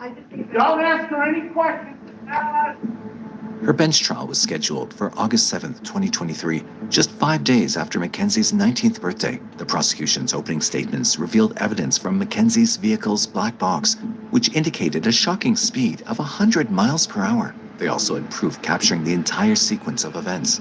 One video showed her driving at a normal speed during a turn. Here, her blinker was on and was signaling the right direction she was going in. This indicated that the vehicle was not completely out of control the entire time, and that the crash was intentional. They also presented the video of her speeding down the road while vanishing from view and ultimately crashing. But the prosecution didn't stop there. They also showed her toxic behavior through a video where Mackenzie could be heard threatening her boyfriend. This evidence was confirmed by Dominic's older brother, Angelo Russo. She mentioned that anytime Dom would kind of want to break up with her, she kind of would go crazy. Describe crazy, like what kind of crazy? Like there is times where she called Dom and said, if you break up with me, I'm going to, word for word. What do you think happened? That I think, yeah, off of what I know and off my assumptions, Dom tried to break up with her multiple times, even in July. It kept not like working out, whatever. They kept making back up. Kenzie's known to be the kind of person that she's let us know she will never let go of Dom. And if she has to let go of Dom, she will not go on living herself. To me, it seems like they were in a fight. I think that she took it upon herself to purposely crash into that wall. I'm key your car if you not let me in the house. You're gonna key my car. If you don't let me in the house, yes. Then Dominic's friend, Christopher Martin, testified about a disturbing incident that happened 2 weeks before the crash. On July 17, 2022, while driving with Dominic, Mackenzie threatened to crash the car. Dominic contacted for help, and that's when Christopher rushed to pick him up. While on the phone, he heard Mackenzie's threat where she said, "I will crash this car right now." Moreover, they revealed that Mackenzie had visited the crash site just 3 days prior, supported by data from her cell phone. This indicated prior knowledge of the area and implied a calculated plan. The prosecution presented disturbing glimpses of the defendant's behavior. Shortly after her hospital release, police received videos in which Mackenzie was seen attending a concert while being in a wheelchair. I'm introducing these to the court to show the shocking lack of remorse. This was something that was being exhibited while the investigation was still going on, before she was charged and arrested in November of last year. Furthermore, Mackenzie was observed to be active on TikTok even after the tragic incident. On Halloween, before facing charges, she made transition videos with her friends. But Mackenzie's mother, Natalie Shirilla, stepped forward to share a different narrative before the court. It's Halloween. You've been laying for 3 months crying, only listening to his music. Please go have just a moment of fun. A moment of fun. So we told her to go. My husband drove her. I brought her back home. She just needed a second of fun from losing her whole world. Her whole world. So that was us. We told her to go. And that concert she went to with Dom's cousin, Abby, they picked her up. They brought her there. That was Dom, Mackenzie and Dom and Abby all decided to go to this concert together while they were in the hospital. That was for Dom. Everything she did after the accident was either in honor of him, to be close to him, or just to be by him any way that she can. Natalie further revealed that Mackenzie suffered from POTS, postural orthostatic tachycardia syndrome, which is a condition known to cause dizziness and other debilitating symptoms. She also addressed the families of the victims, where she expressed regret. I just want to say to the families that I'm broken, sad, and lost, and my heart hurts for everyone, okay? Davian was her new friend, and Dom was the love of her life, and he was part of our family, okay? I'm just so sorry that this happened, and we're heartbroken, okay? For 3 months crying, there was a shrine of him next to her with photos and things that he liked, and this flower that lights up that he got her because he wanted it to be fresh and alive forever. It's like a little Beauty and the Beast flower. Okay, she's got this shrine of him next to her. When Dominic's mother, Christine Russo, took the stand, the atmosphere in the courtroom shifted. But this was not a car accident. The evidence and science proved that Mackenzie Shirilla murdered my son, Dominic, as well as Davian. No one can imagine the pain of losing a child unless they have lost one themselves. The pain is forevermore. Time does not heal this wound. Mackenzie, going to prison because you did this. Be thankful that you're still alive and have a future, whatever that may be. Dom and Davian were robbed of their futures, their hopes, and their dreams. Mackenzie showed no mercy on Dominic, nor did she on Davian. Only God at this time can have mercy on her soul. Thank you. Then Dominic's older brother, Angelo Russo, stepped forward. He revealed a shocking statement Mackenzie made immediately after the crash. Mackenzie's statement in the hospital to Detective Azu, "Can't you just take my license away for 10 years or something?" That statement is Mackenzie Shirilla. The most selfish person I know. Ironically, Dom was the most selfless person I know. She was driving, going to concerts, and dressing up for Halloween. No thoughts of the families and lives that she had destroyed. Later, Davian's mother, Jamie Flanagan, also took the stand to speak about her son. So many dreams shattered, a future stolen. We will never get to see the amazing man that he was surely to become. I pray daily for strength and perseverance for myself and for my family. I also pray that Mackenzie will find true remorse in her heart and true repentance. We thank all of those that worked so hard to help us bring justice for our son. After the conclusion of all the testimonies, the courtroom braced for the final verdict. But there was one last person who was left to speak. Big Apple Academy, where excellence becomes tradition. Elementary and junior high schools, advanced programs in English, math.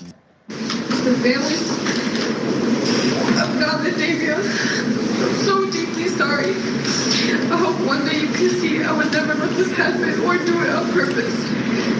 And to my family, thank you for the support and all the love you guys give. Thank you for fighting with me. I love you all so much. I'm done. Thank you. Everybody waited for answers. Would Mackenzie escape the clutches of justice, or would she finally be held accountable for her actions? In the end, justice prevailed as the judge delivered the verdict on August 21st, 2023. The defendant controlled all the events. She chose the day. Specifically, she chose a day just before her 18th birthday. She chose to drive the car, the time to drive the car. She chose an obscure, previously scouted route through an industrial parkway. She chose the target to hit and the victims. She chose the means and the method to follow through.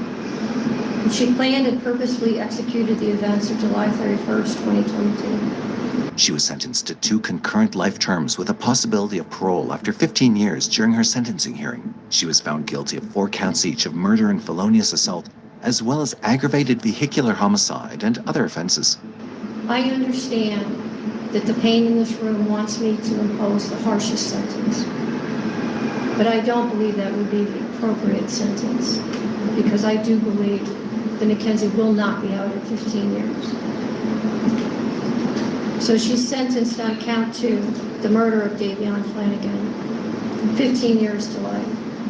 She's sentenced on count 1, the murder of Dominic Russo, 15 years to life, to be served concurrent to each other, with credit for time served. We are just thankful that we feel justice was served today. There's not a day that goes by that we don't miss our son, and justice was served for him today. But honestly, there's no winners here. There's no winners here today. Despite the sentencing, it's hard to overlook the actions of Mackenzie Shirilla that led to such a tragic outcome.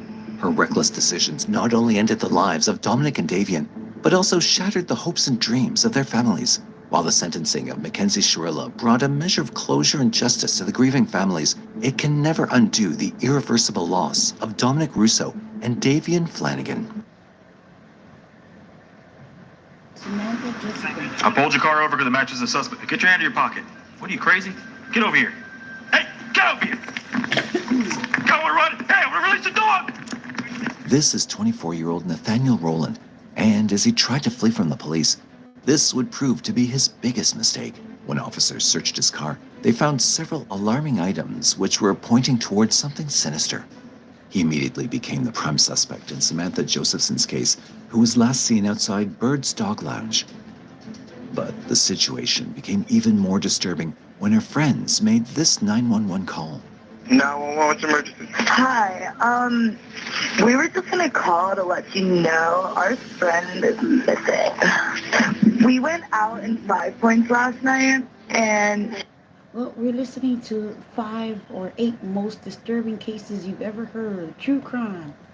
She still hasn't made it home. Her phone's dead. On the evening of March 28th, Samantha was feeling down after receiving some bad news from home. Seeking comfort, she asked her boyfriend, Greg Bishley, to come to the University of South Carolina, USC, to spend the night with her. Unfortunately, Greg was already busy. He graduated the previous December and lived with his family in Charleston, South Carolina.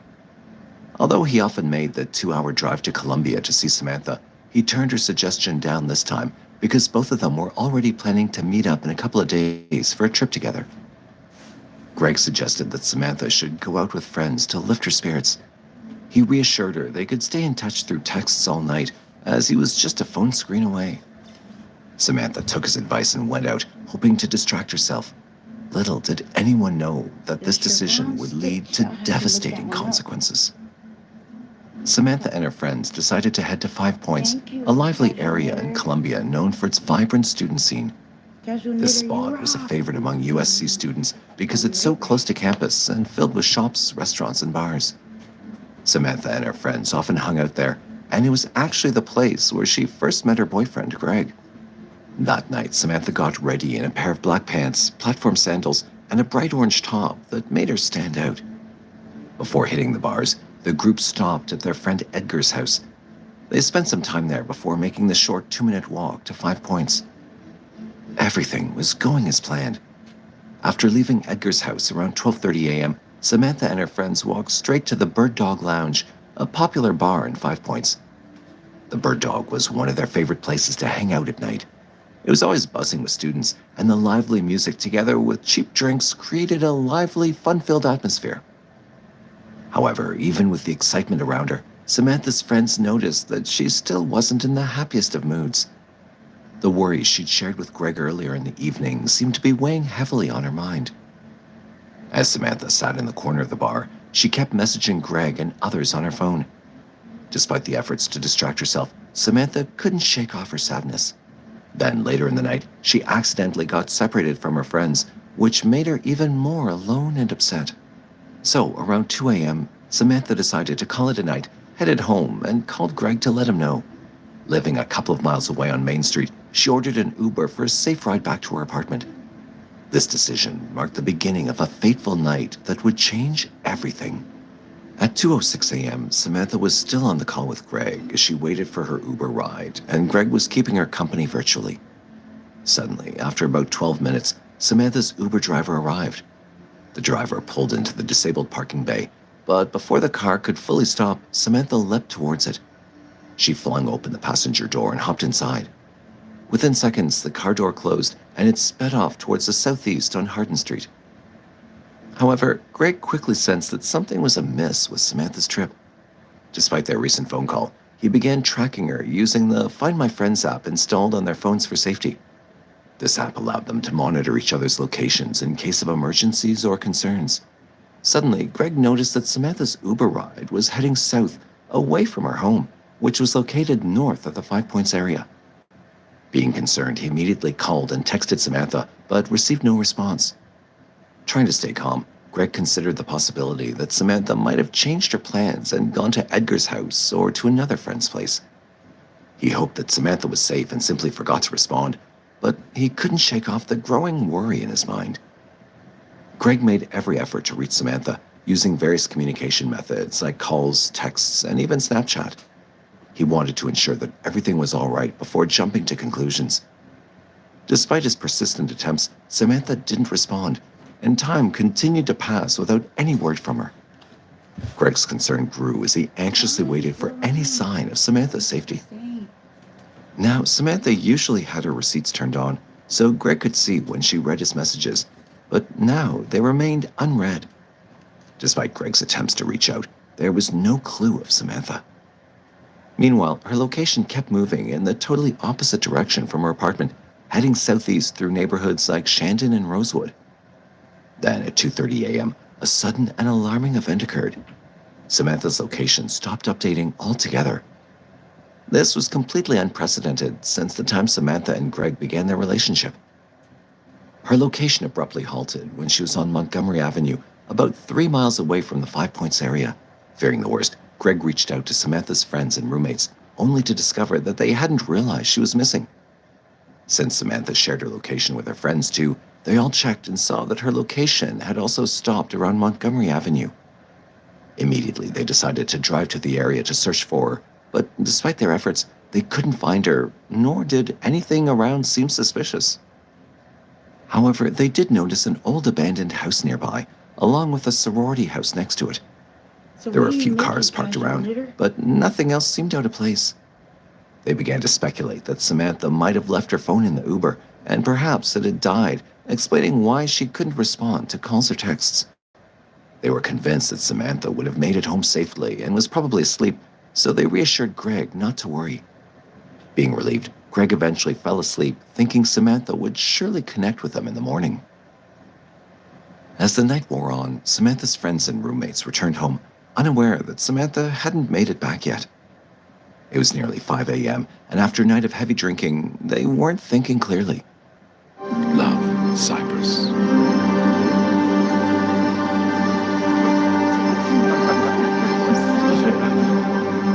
It's time. One roommate noticed. Casual knitter, you making a flower? No, really, what are you making? Samantha's bedroom door was open, indicating she hadn't returned, but being too tired to dwell on it, they all went straight to bed. When they woke up around 10:30 a.m., they noticed Samantha's door was still open and her work shoes were out. It was concerning, especially since she had a waitressing shift that morning at the Liberty Tap Room. Her roommates immediately called the restaurant to check on her, but the staff confirmed that none of them had seen Samantha that morning. This was unusual because Samantha was responsible and would never miss work without giving notice. Her failure to show up without a call raised a major red flag for her roommates, that something was seriously wrong. Meanwhile, Greg also woke up and checked his phone, realizing that he hadn't received any messages or calls from Samantha. Panic set in as he called her roommates, who delivered the chilling news that Samantha was missing. Without wasting a second, Greg jumped into his car and sped back to campus, a 2-hour drive that felt like an eternity. On the way, he also called Samantha's parents to break the horrifying news. Their fear was palpable over the phone, and they immediately decided to drive down from New Jersey, facing an agonizing 11-hour journey to find their daughter. Meanwhile, back at the campus, Samantha's roommates, overwhelmed with concern, made the difficult decision to call 911 at around 12:30 in the afternoon to report Samantha as missing. The police swiftly arrived at the girl's apartment after the call to gather updates on everything that had transpired since the previous night. 911, what's your emergency? Hi, we were just gonna call to let you know our friend is missing. What's that? Where are you located? 1426 Main Street. Is he missing from his address? We went out in 5 Points last night, and she still hasn't made it home. Her phone's dead. We don't think she, went home with, a guy or anything. We're, actually, worried. So, she missed work this morning. Alright, what is her name? Samantha Josephson. Samantha, what's her last name? Josephson. Josephson. And how old is she? 21. And you remember what she was wearing? She was wearing a bright orange shirt with black pants. And y'all was in 5 Points, you say? Last seen in 5 Points? Yes. Alright, we got it. So we're going to send the officer out there so y'all can make that report, okay? Okay, thank you so much for the help. You're welcome, no problem. Soon after, Greg also arrived and was eager to assist in the investigation. He shared all he knew with the police, while detectives diligently noted down the information provided by both the roommates and Greg.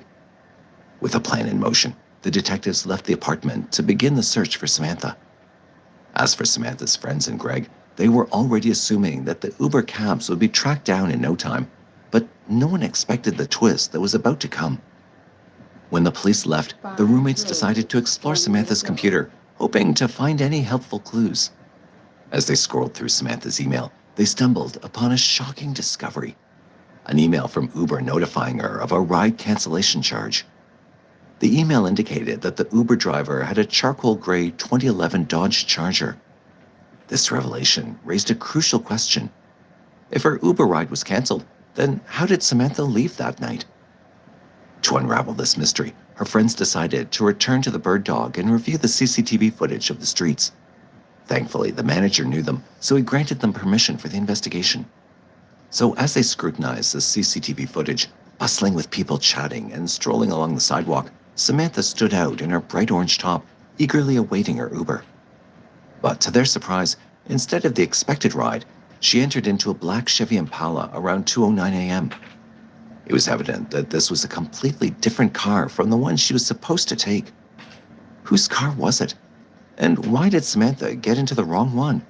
To gather answers to these questions, they retraced their steps to Montgomery Avenue, knocking on doors and inquiring if anyone had seen the car or Samantha the previous night. But despite their efforts, they came up empty-handed. So the friends wasted no time and headed straight to the police, armed with all the clues they gathered. As the authorities reviewed the CCTV footage from every angle, they stumbled upon something unsettling. The same car had been lingering in the area for a considerable amount of time. What's more, after spotting Samantha alone, it made a deliberate U-turn before picking her up. The pieces of the puzzle were starting to fit together, which painted a disturbing picture of premeditation. The police quickly issued a bolo, a be on the lookout for any black Chevy Impala, mobilizing law enforcement to stop and investigate any vehicles matching the description. Officers were on high alert, hoping for a lead that could bring Samantha home. However, before they could gather any information about the car or its driver, they received a call that sent a wave of dread through the department. 14 hours after Samantha had gone missing, a disturbing report came in. A man named Anders Sullivan Lee, out turkey hunting with his friend Ryan Knowlton near Tuberville, South Carolina, had made a horrific discovery. He went to an area called New Zion, about 78 miles east of Columbia, and as they walked along a secluded road, Anders noticed something unusual in the bushes. Moving closer, he was horrified to discover a human body covered in blood and immediately called the police at around 4:20 p.m. When the police arrived, investigators quickly began examining the scene. During their initial search, they found several disturbing items scattered on the ground: an envelope, cigarette butts, and beer cans. The body found was that of a young woman covered in blood and mud, with numerous stab wounds all over. The gruesome scene suggested to investigators that she'd been dumped and dragged there. However, the lack of a significant blood trail or other evidence indicated that the crime had occurred elsewhere. Investigators were soon alerted about a missing college student from Columbia, and it didn't take long for them to identify the body as that of Samantha Josephson. Her remains were carefully removed from the scene for further examination. What they'd uncover next would horrify everyone, revealing the full extent of the cruelty she'd suffered. The pathologist who performed the autopsy on Samantha's body stated that using a two-bladed knife, the killer inflicted about 120 stab wounds on Samantha. During the vicious attack, she would have tried to protect herself. One of the stab wounds went completely through her right hand, likely as she raised it to shield herself. Another stab was so forceful, it penetrated her skull and reached her brain. The killer also struck her carotid artery, a major vessel that supplies blood to the head. Many wounds, especially those on her right neck and shoulder, were clustered closely together, suggesting rapid, frenzied stabbing.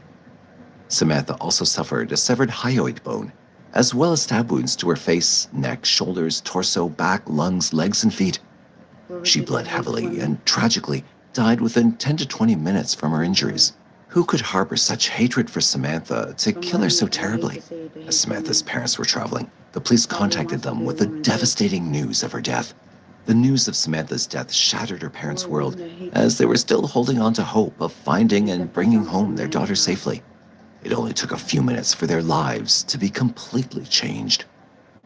Still, to help with the investigation, the police asked Samantha's parents if they had access to her bank account. After some consideration, they provided all the necessary information. This step was crucial for the investigation to progress, as it could provide important clues about Samantha's movements before her tragic end. When investigators looked into her bank account, they made a startling discovery. Her card had been used at 2 different ATMs in the area on March 29, 2019. The first attempt was at 5:45 a.m. at an ATM in Sumter, South Carolina, which was roughly an hour's drive east of 5 Points. Interestingly, Sumter was located halfway between 5 Points and the area where Samantha's body was later found. Just an hour later, at 6:47 a.m., there was a second attempt to use Samantha's bank card. However, both transactions were denied, and no money was withdrawn from Samantha's account. With this new lead, the police contacted Wells Fargo, Samantha's bank, and were connected with a financial crimes investigator to dig deeper into these transactions. That investigator somehow was able to obtain footage from both ATMs, and what they saw was chilling. In the footage, it could be seen clearly that a figure approached the ATM dressed entirely in black. He wore a hoodie, a black jacket, and gloves, with the hood pulled tightly over his head, and something was covering his face. This was a crucial piece of evidence, and the police wasted no time in releasing these images to the public. They urged anyone who recognized the individual or had any information about him to come forward. While they couldn't be certain if this person was Samantha's killer, they believed that he could provide vital clues to solving the case. It didn't take long for them when, at around 3 a.m. on March 30th, 2019, police officers Jeremy Crav and Justin Nissia were patrolling the 5 Points area.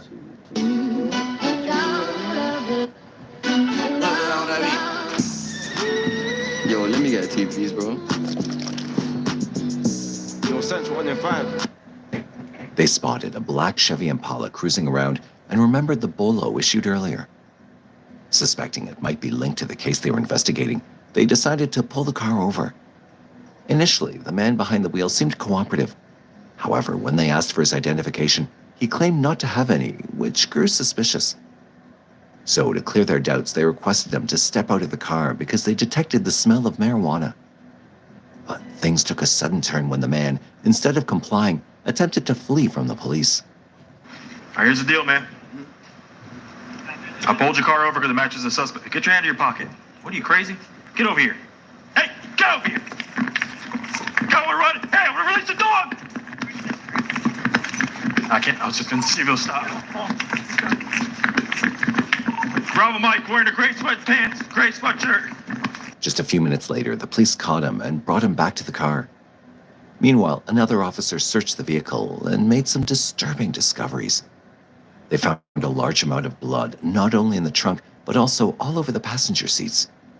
This was alarming enough, but then they found Samantha's mobile phone in the glove box, officially linking the man to Samantha for the first time. The search also uncovered liquid bleach, germicidal wipes, and window cleaner, indicating an attempt to clean the vehicle. But the most disturbing details were yet to come. The suspect, quickly taken into custody, was identified as 24-year-old Nathaniel Rowland. He had every reason to be worried, as the evidence against him was mounting rapidly.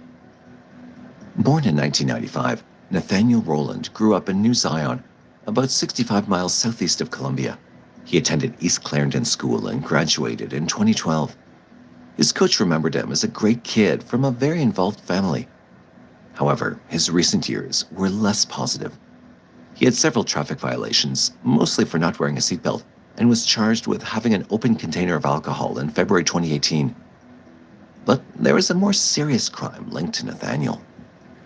On October 19, 2018, he was allegedly involved in a carjacking at a traffic light.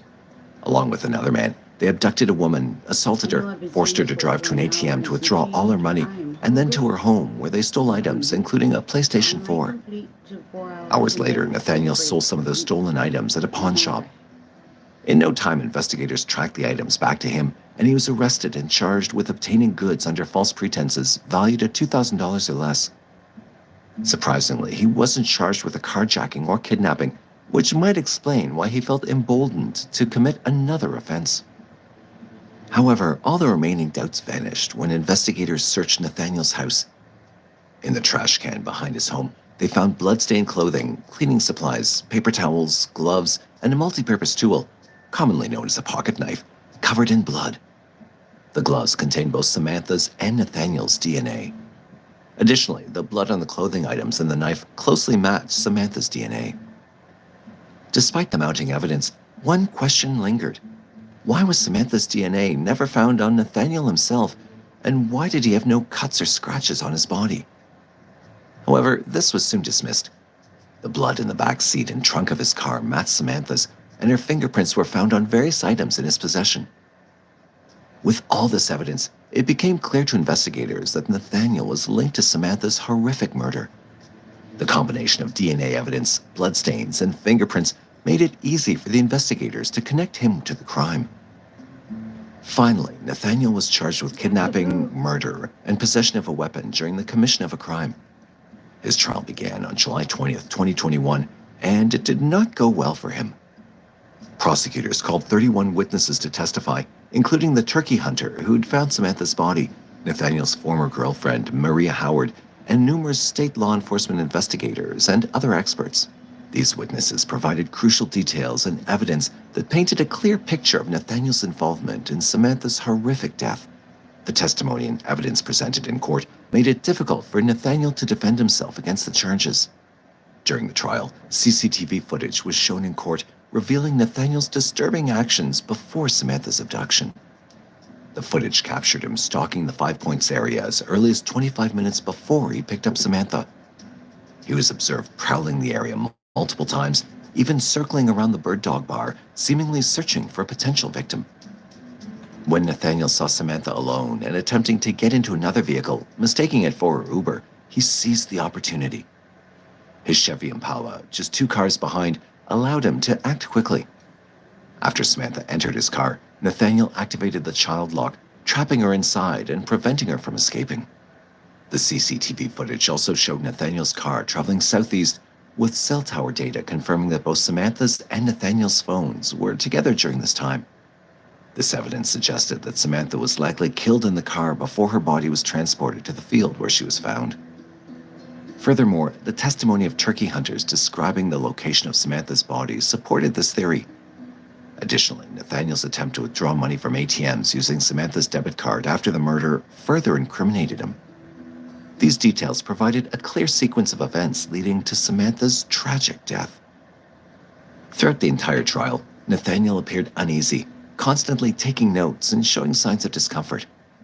Finally, on July 27, 2021, Nathaniel's fate was sealed when he was found guilty of kidnapping and murdering Samantha Josephson. He is guilty of murder. He's guilty of kidnapping. He's guilty of possession of a weapon during the commission of a violent crime. The jury, after deliberating for just an hour, reached their verdict. Nathaniel's actions and the overwhelming evidence presented during the trial left no doubt about his guilt in the horrific crime. Nathaniel received a life sentence for his crimes, but was that enough to bring closure? Samantha, with a promising future ahead of her, had her life tragically cut short by an opportunistic killer whose motives seemed to be financial gain. Samantha's fatal mistake was getting into a vehicle with an unknown driver without verifying their identity first. Her parents were devastated by the loss of their daughter, but from their pain, they established the What's My Name Foundation. The foundation's mission is to educate people about rideshare safety. Samantha's case also led to the passing of Sammy's Law in New Jersey, which enhanced safety protections for both drivers and passengers using rideshare services. Samantha was by herself. She had absolutely no chance. None. The door was locked. The child safety lock was on. She had absolutely no chance in this. If there's somebody else in the car, there's actually a chance. This legislation, bearing the same name, was signed into law at the federal level by President Joe Biden on January 5, 2023. Through these actions, Samantha's legacy lives on, making rideshare services safer for everyone. What are your thoughts on this case? Was really only financial gain the reason behind Samantha's murder? What further steps can be taken to prevent similar incidents and ensure the safety of passengers and drivers using rideshare platforms? So what are we missing right now that you know of? My wife's jewelry box. All kinds of rings in there. So somebody had to know where the jewelry box was. And Where did you say your son is? We don't know. Well, I call his work, and he's not scheduled to work today. We called. and he goes to voicemail, you said, when you called him? Yeah, he was turned off. But his car's gone, but his wallet and his driver's license, there's no money in the wallet. What you just saw was a routine call, which soon turned into one of the most shocking cases ever seen. We're here in Orange County, New York.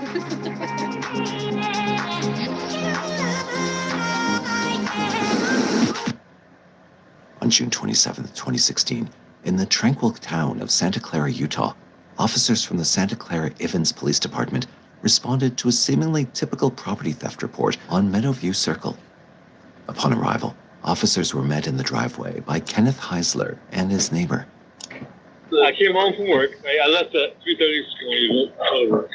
I come home about 2:30 today, and pulled in the garage, took a shower, went to the pool, came back into the house.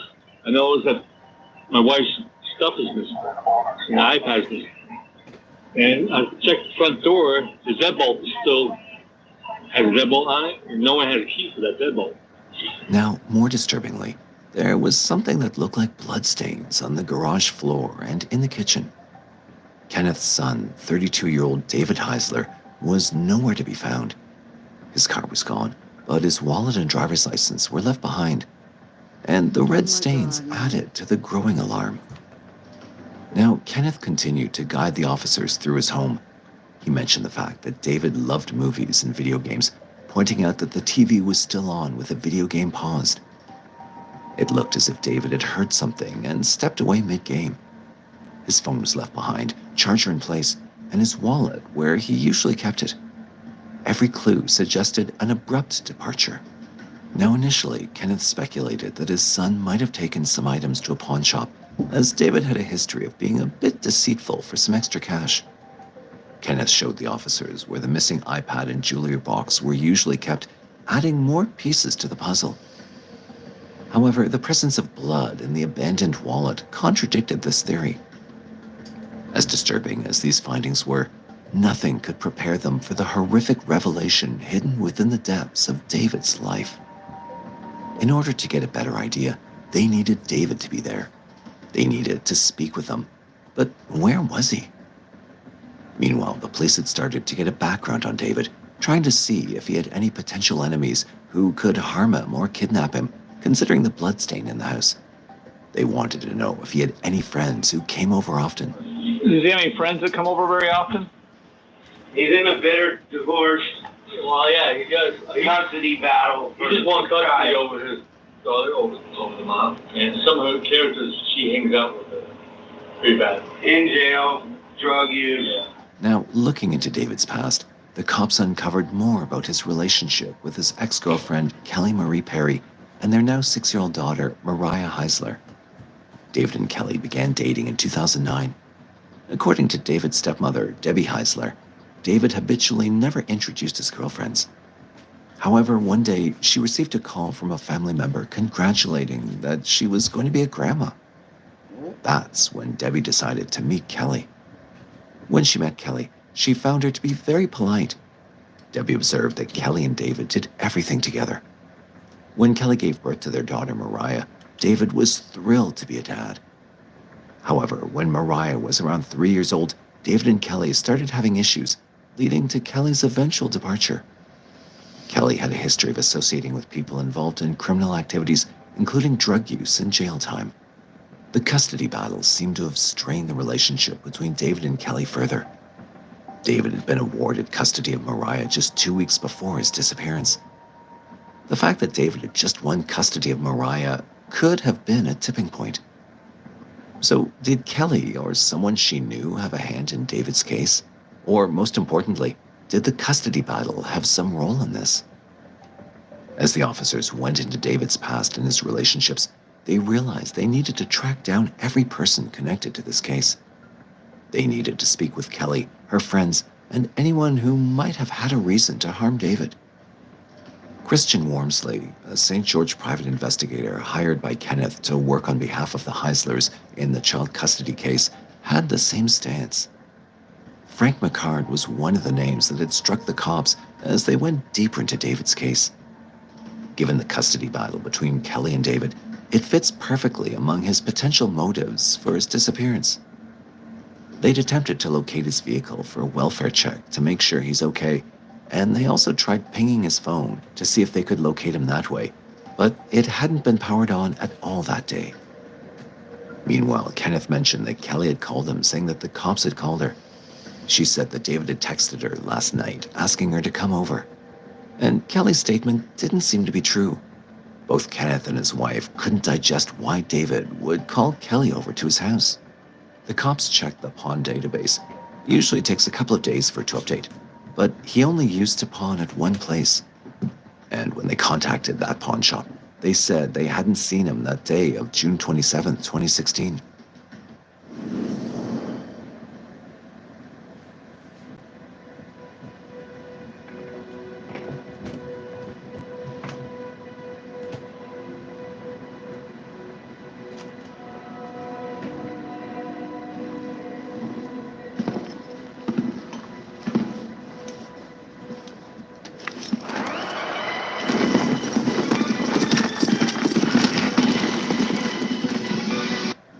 Debbie, David's stepmother, had posted on Facebook about his disappearance, expressing her concern. And throughout the times, she mentioned a gut feeling that something was wrong. The following day, officers returned to the residence to continue their investigation. One officer pointed out a chair with David's hair on it, raising concerns about the presence of electrical tape. He noted how the tape was pulled and that there were long hairs on it, suggesting they'd take it as evidence. Kenneth remained worried, stating he hadn't been able to contact David on his phone. He shared that after talking with the police the previous night, he spoke with Kelly, who claimed that David had texted her at 3:49 Monday morning, asking if she was coming over. What are you thinking at this point? I still haven't been able to get hold of David on his phone. After I talked to you last night, I did talk with Kelly, and she said that David was texting her that night and wanted her to come over. She said she wouldn't. Went to a house and talked to her today? There's a text from David at 3:49 Monday morning asking, you know, you coming over or what or not? If not, I'm going to bed. Yeah. That's basically what she told me. She said that they were texting. David wanted her to come over, but she didn't. Right. The officer noted the blood in the garage, suggesting someone might have been thrown into a trunk, but clarified that the blood splatter didn't indicate a high-impact injury. It seemed more consistent with a bloody nose or a small cut rather than a significant injury. Given the circumstances, the officers decided to issue another attempt to locate David's vehicle and list him in the National Crime Information Center database as missing. They explained that if any contact was made with David anywhere, he'd be flagged and they'd be notified. Also, both Kenneth and Debbie noted David's unusual silence, especially since he'd been in regular communication with Mariah via FaceTime and Skype. The officers returned 30 minutes later with the detective to collect a blood sample from the garage. The officers asked if there'd been blood there before, and Kenneth confirmed there hadn't been. Has there been blood here before? No, it wasn't there Saturday. It wasn't there Sunday morning at 3:35 a.m. when Kenny went to work. It was there Wednesday. Now, putting it all together, Kenneth, Debbie the neighbor, and the officers were contemplating a theory about what might have happened to David, given the bloodstains and his abrupt departure from the house. They speculated that David might have opened the door to let Kelly in, only to be ambushed by someone hiding around the corner. Kenneth suggested that this could have happened in the middle of the night after he left for work at 3:35 a.m. He confirmed that David was still there when he left, as the car was in the driveway and the video game was on pause. They guessed that David was overpowered quickly, which might explain the blood splatter near the door. At this time, the intruders might have freaked out after attacking David, grabbed some valuables, and then moved David's body to the garage. They speculated that the intruders then backed the car into the garage, loaded David into the trunk, and drove off, leaving the house locked up behind them. But despite their fears, Kenneth expressed a hope that David might have taken some belongings and left on his own, although he admitted that their private investigator was less confident. He believed that David's car might already be in Las Vegas, with David possibly in the trunk, hinting at a more dire situation. The Heisler residence is situated in a cul-de-sac, being the only two ways to exit the neighborhood. This added another layer of complexity to their theories, as it limited the possible routes the intruders could have taken when they left with David in his car. So, in order to look into it, detectives had obtained surveillance video from the two directions David's car could have traveled. David drove a black 2002 Saturn sedan, and at 4:56 a.m., a sedan matching his vehicle was seen exiting the neighborhood. The video was grainy, so detectives couldn't determine the occupants of the vehicle. Next on the investigators' list was the person with whom David had last communicated. They obtained call logs from Kenneth, revealing that David had been messaging his ex-girlfriend, Kelly. Kenneth left for work at 3:30 a.m., and David sent his last message at 3:56 a.m. The timing of the messages was significant because exactly 1 hour later, David's car was seen leaving the neighborhood. Come on! I say you gotta get her right! 2 days after David went missing, Captain Rich Rogers and Lieutenant Jiren Studley went to Kelly's house to discuss David's disappearance. Kelly explained that she had sole custody of their daughter until September 2014, when she got married and moved to Cedar City. She married James Perry, and David came to her house a week after the move, taking their daughter on an ex parte motion of custody. They'd recently had a trial related to this custody battle. Kelly claimed that Debbie, David's stepmother, had pushed David to fight for custody because Debbie didn't want Kelly to move Mariah to Wyoming. So tell us about custody just real quick so we can try and make sure we can answer your questions. So I had full custody of her until September of 2014. Yeah, 2014. September 2014, I got married and moved to Cedar City. Who did you marry? I married James Perry. James Perry. And David came to my house a week after we moved to Cedar City and took her on an ex parte motion of custody, and we just barely had our trial. Who's pushing for all this? Is it Debbie? It's Debbie. Debbie's the one that has pushed all this because I was trying to move home to Wyoming where my family's at. And Debbie wasn't okay with that because then she wouldn't have Mariah close by. she pushed David into, well, you can't let her take her. You can't let her take her. David actually got kicked out of his parents' house Easter of 2013, I believe. For what? They fight all the time. Him and his parents are constantly back and forth with each other over something because he lives at home and his parents want control over him. They treat him like he's a teenager again, you know? So Debbie told him to get out of her house on Easter. Kelly recounted that David had been kicked out of his parents' house in Easter 2013 and had come to stay with her for about 2 weeks. They'd split up a couple of months before, but Kelly allowed David to stay because he watched Mariah while she worked. David had written a letter agreeing to Kelly taking Mariah to Wyoming, but during the court hearing, he claimed not to know about the letter. Kelly further asserted that Debbie manipulated David by threatening him with the loss of his place to live, car, and phone if he allowed Kelly to take Mariah. Despite David being 30 years old, Kelly described the ongoing conflict as being